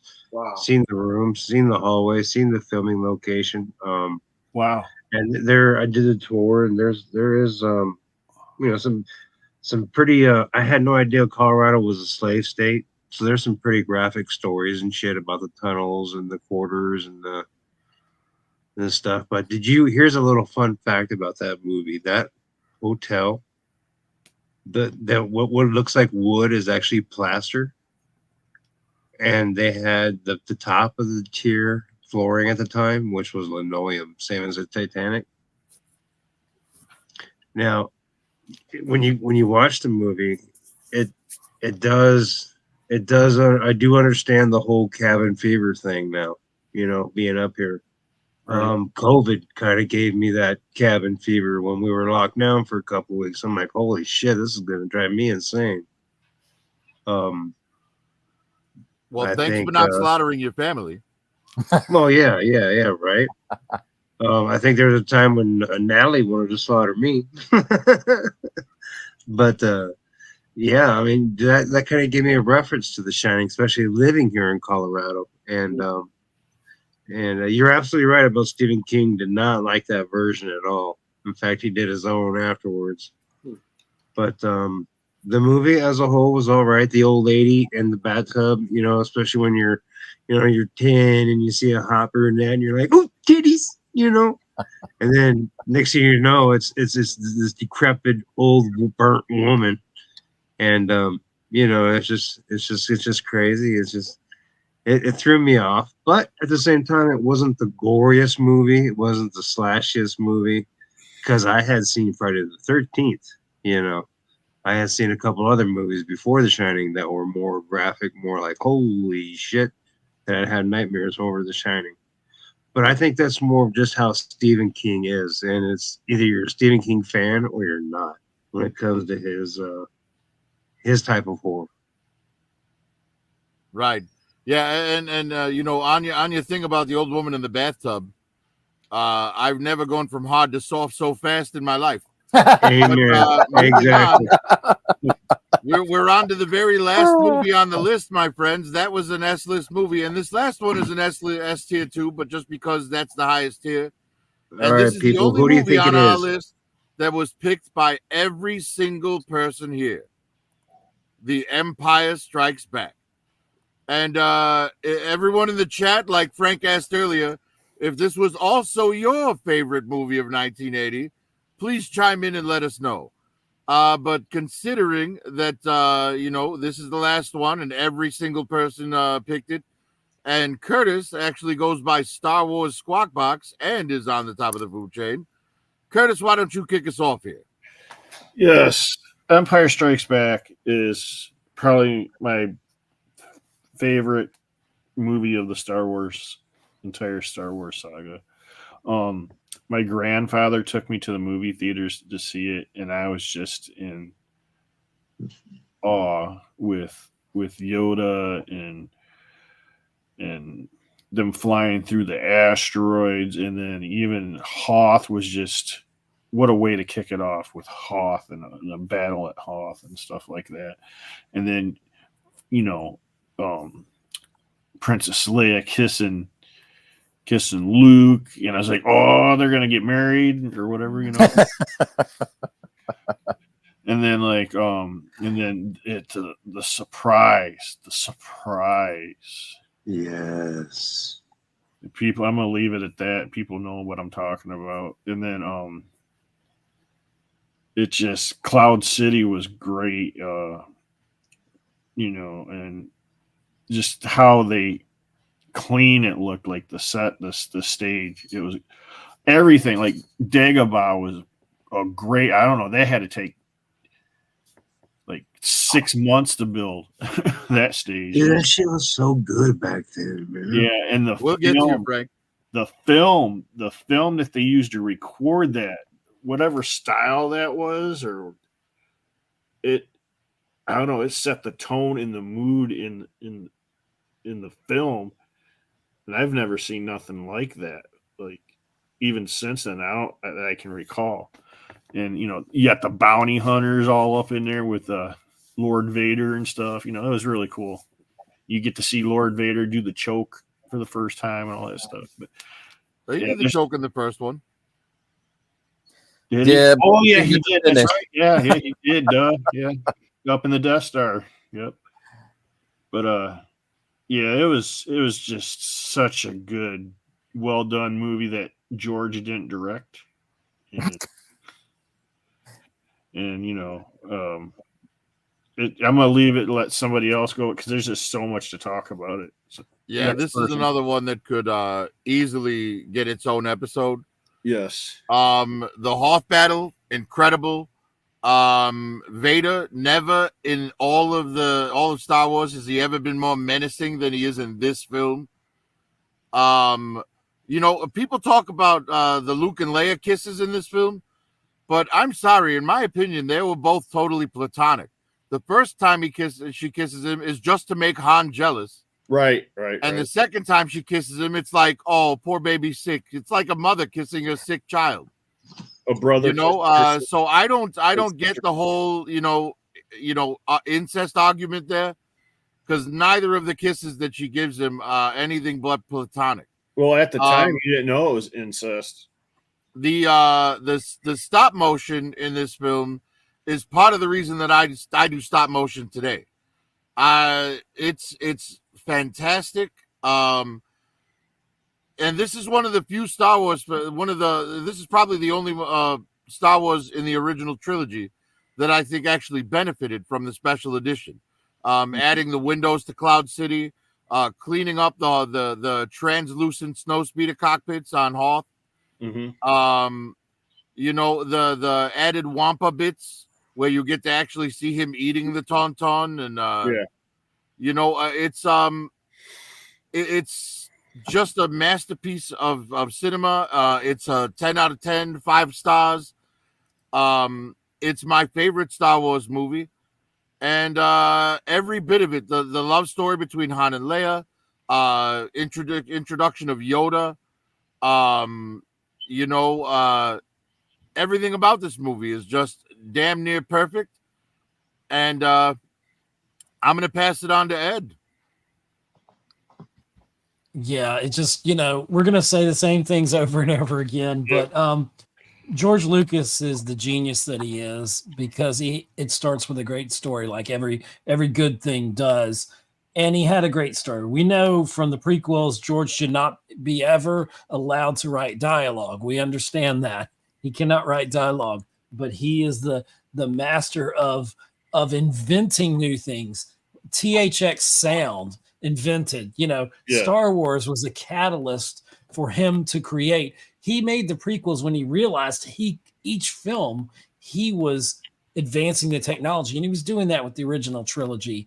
And now you blink and there's a new Star Wars something coming out, and it really kind of cheapens it, because these movies are so important to our lives and the characters so in our hearts that Yep.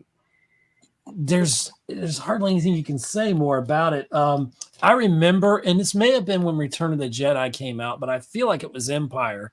I'm pretty sure it was Empire, but you could go to Burger King, and I know Caveman has some of these glasses. The Burger King, Empire Yeah. Strikes Back.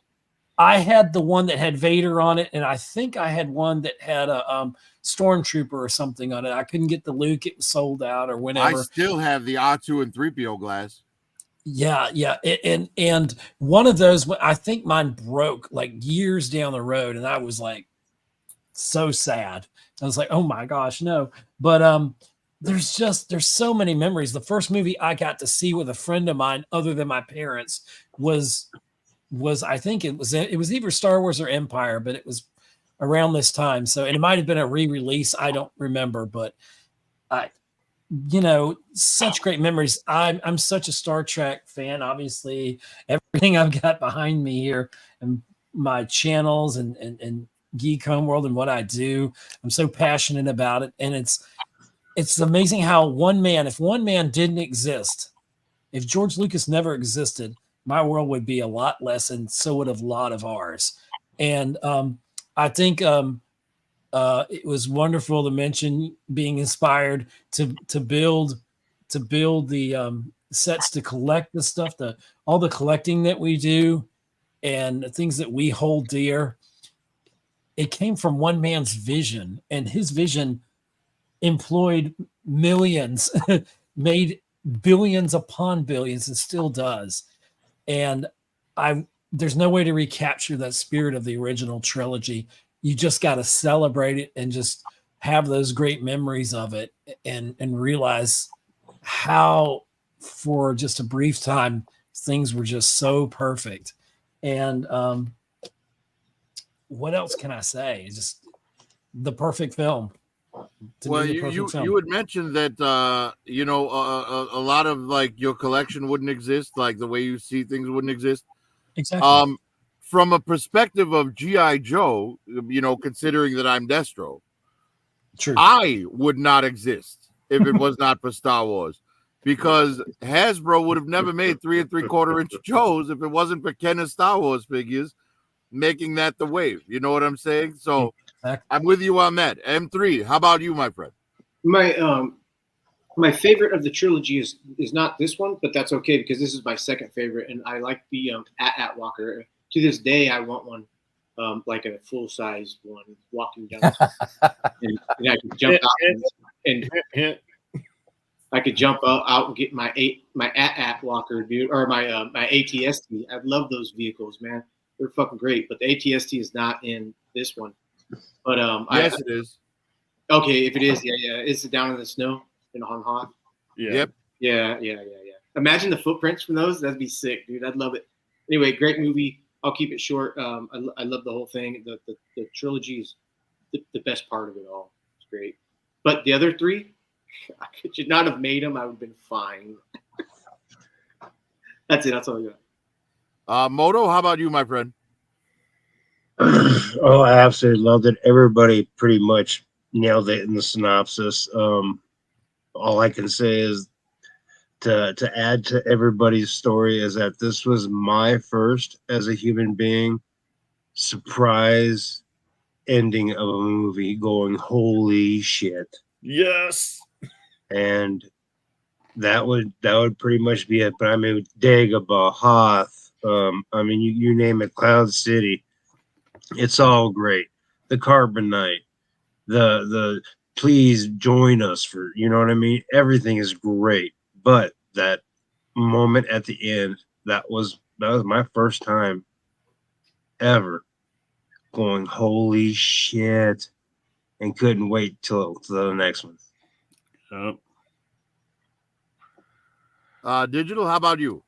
Okay, I'm gonna tell you guys, and I'm glad that y'all all kind of glossed over this one and left it for me. But probably this movie has one of the best lines in all of cinema, Yes, and that's Leia saying "I love you" and Han saying "I know." I know. The only other thing that ever comes even close to that is in the Family Guy, you know, comedies of it where Lois says "I love you" and Peter says "fuck you."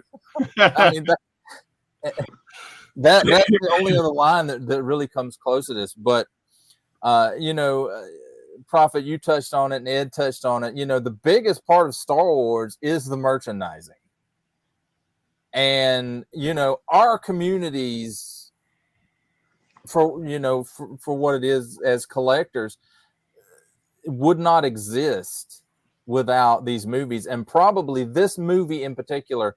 And while Kenner kind of set the tone with their original Star Wars figures, when Empire Strikes Back came out, the figures didn't change much, but the play sets and the vehicles really got much better. And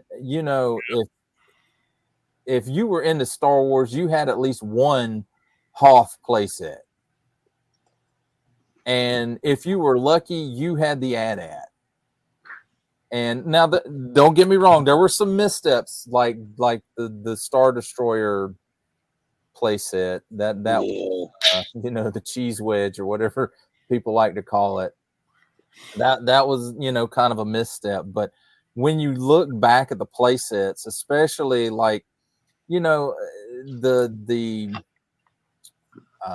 the white repaints of the Land of the Jawas with the cardboard backdrops, there were two of those that not a lot special about those. But when you get to like the play set that had the Probot and the gun tower on it, or the piece that they called the Imperial Attack Base for some reason, but it was with the exploding archways. Yeah, and really that was Echo Base. Why they called it Imperial Attack, I don't know, but that's beside the point. That's a whole different show. Exactly, because Kenner didn't have all the information. Well, that's probably the most right. expedient. But just like I said, the community that we have now, based around collecting action figures, it wouldn't exist the way that it does now. And for you guys who did not grow up during this time of these original Star Wars action figures, and which led to lots of other 3 3/4 scale stuff, most notably G.I. Joe, which outlasted Star Wars in its original run. It just, none of that would exist without that. Mostly the Star Wars, the New Hope, as we like to call it now. But I think Kenner just really hit their stride with the Empire Strikes Back stuff. This show wouldn't exist without it, because if it wasn't for Star Wars collecting, I wouldn't be a toy collector now, and I would have never met any of you guys. And I got one. Go ahead. Another thing that you touched on, Prophet, was like George Lucas set out, when he makes a Star Wars movie, he wants to improve or come up with something new technologically to help the film industry as a whole, but not that he's giving it away. So in the first one, it was pretty much recreating how to make a special effect and make it look real. They made special effects and space stuff before that, and in fact, some of the technology they use in that first movie is based on that older stuff, but to make it look realistic. and that was unheard of. And in The Empire Strikes Back, the thing that he decided to take on was stop motion. And again, like I said, you Prophet, you touched on that some. And the thing, and he even made innovations in that, because there was something he invented for stop motion that had never been done before, and that's motion blur. Exactly, and to make it look smoother, make it look less choppy. Yes, and not that you watch it and you still know that that's stop motion. I mean, it doesn't make it look 100% realistic or anything like that. But compared to what they were doing before that, it does look a lot better, and it was a leap forward in technology. Blue screen. And I wish they could have used that in, say, Harryhausen's last film, Clash of the Titans, which is one of my favorite films of all time. Not that new. Yeah, I believe that's coming up in a year or two. Yeah, I think I want to say it's next year for 81. I want to say it's 81. Probably. Nice. Later, Robert. Yeah, but I have to correct you on one little thing. There was one tiny bit of stop motion in A New Hope. The trash compactor monster. Oh, yes, that's true. That's true. But he wasn't looking at innovating stop motion at the time he did that. It was more for Empire. He learned. Okay, I got one more thing to say is back when I first was on my own and I went into the military and I got stationed in Korea, and I had a little bit of money saved up, and I bought me a 27-inch TV and a VCR and a Pioneer stereo with a bunch of Bose speakers. First thing I bought was the Star Wars trilogy on VHS. Nice. Man, and the first movie I put in was Empire Strikes Back. Yeah. And It's definitely I rocked definitely the best. Yeah. We had a Betamax bootleg of Empire Strikes Back, and I wore that thing out. I must have watched it like 160 times. Yeah. Yeah, because when VHS first came out, the tapes were expensive. Not the blank tapes. The blank tapes were relatively cheap. But to buy a movie on VHS, you're looking at $50-$60, sometimes even $80.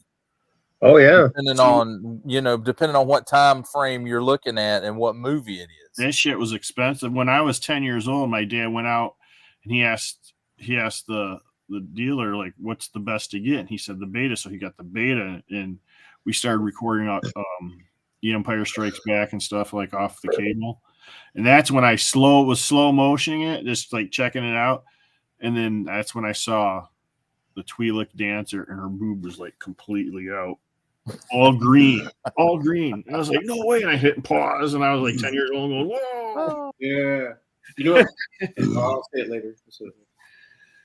Sorry. Nice. Well, that's the entire list there. And as you can see, Empire Strikes Back, the very best of the S tiers of the year. The only movie that every single one of us picked. 1980, great year for movies, but the years to come get even better.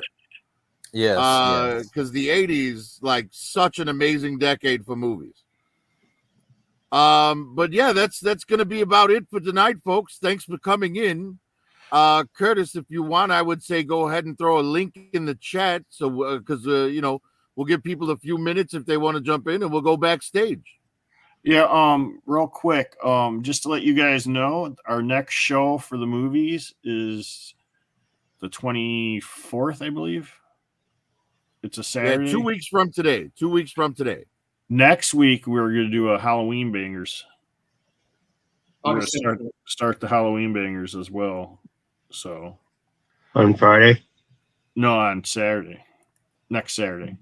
So bangers, then 81? Yeah, we're going to skip. I see what you're saying. I see your bangers one weekend, and then okay, cool. Hey, Curtis, Pack showed up. What up, Pack? Hey, what up, Pack? Robert, Mark Cosplay, Chicken Fried. Yeah, Curtis, so are you going to throw a link out there for anyone who wants to jump backstage with us? Yes. big thanks to everybody who showed up and listened to us ramble. Yeah, it's cool, man. Reliving Thank you those all so 80s much. movies, man. And we'd all appreciate any subs or thumbs up on our channels. If you check us out, you might like some of our different content as well. Yes. Yeah, let's go through one more time. I mean, you guys know Curtis's channel because we're on it right now. Yes. My channel, I'm PD Destro 1973 on Instagram, and the Profit Directors channel on YouTube. Ed, Yes. YouTube.com/@Geek Homeworld, one word, 4248. Also on Facebook as Geek Homeworld. I even get a gaming channel up there I hadn't done much with. Nice. All of my podcasts become audio podcasts. So geekhomeworld.libsyn.com is the main site for the audio podcast. I'm on X at Geek Homeworld. Also, I'm on Instagram as I think at Geek Homeworld as well. But you can hit me up anywhere. Best place probably to get me is YouTube. And I'm really trying to grow my YouTube channel. So I appreciate any and everybody that, would sub to it and might be interested in a lot of content. September, just one last thing. September 7th will be the 10th year of my podcast, my current podcast. I've been podcasting since 2008. Too cool, man. So I'm trying to. I want to invite everybody here to maybe my 10th anniversary. I can maybe we could do a live stream or something to celebrate. I hadn't figured out what, but thank y'all for letting me be part of all of this. And this is a blast. And I do last thing I want to say. Pleasure to meet you. Yeah, same here. Last thing I want to say is there were so many films in here. I was really getting worried. There were so many that were only rated like one person, but there are a lot of films I've never heard of that now I've heard of now that I want to go check out from this stream alone. So I've learned a lot, and I appreciate all of you guys. Thank you. Oh, that's cool. Heck yeah. Digital, where can we find you?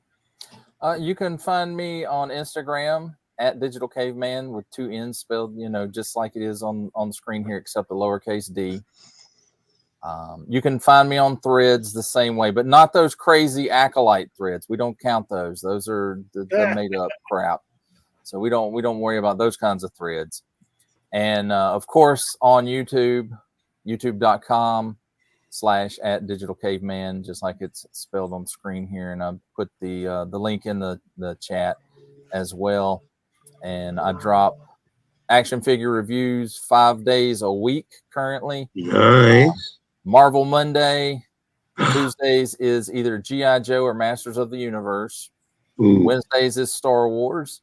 Thursdays is Surprise Thursday. So it rotates through some different stuff that doesn't fit in anywhere else. And then, of course, the review type I started out on, Transformers Friday. Yeah. So if any of that interests you, please drop by, check out my content, like, share, subscribe.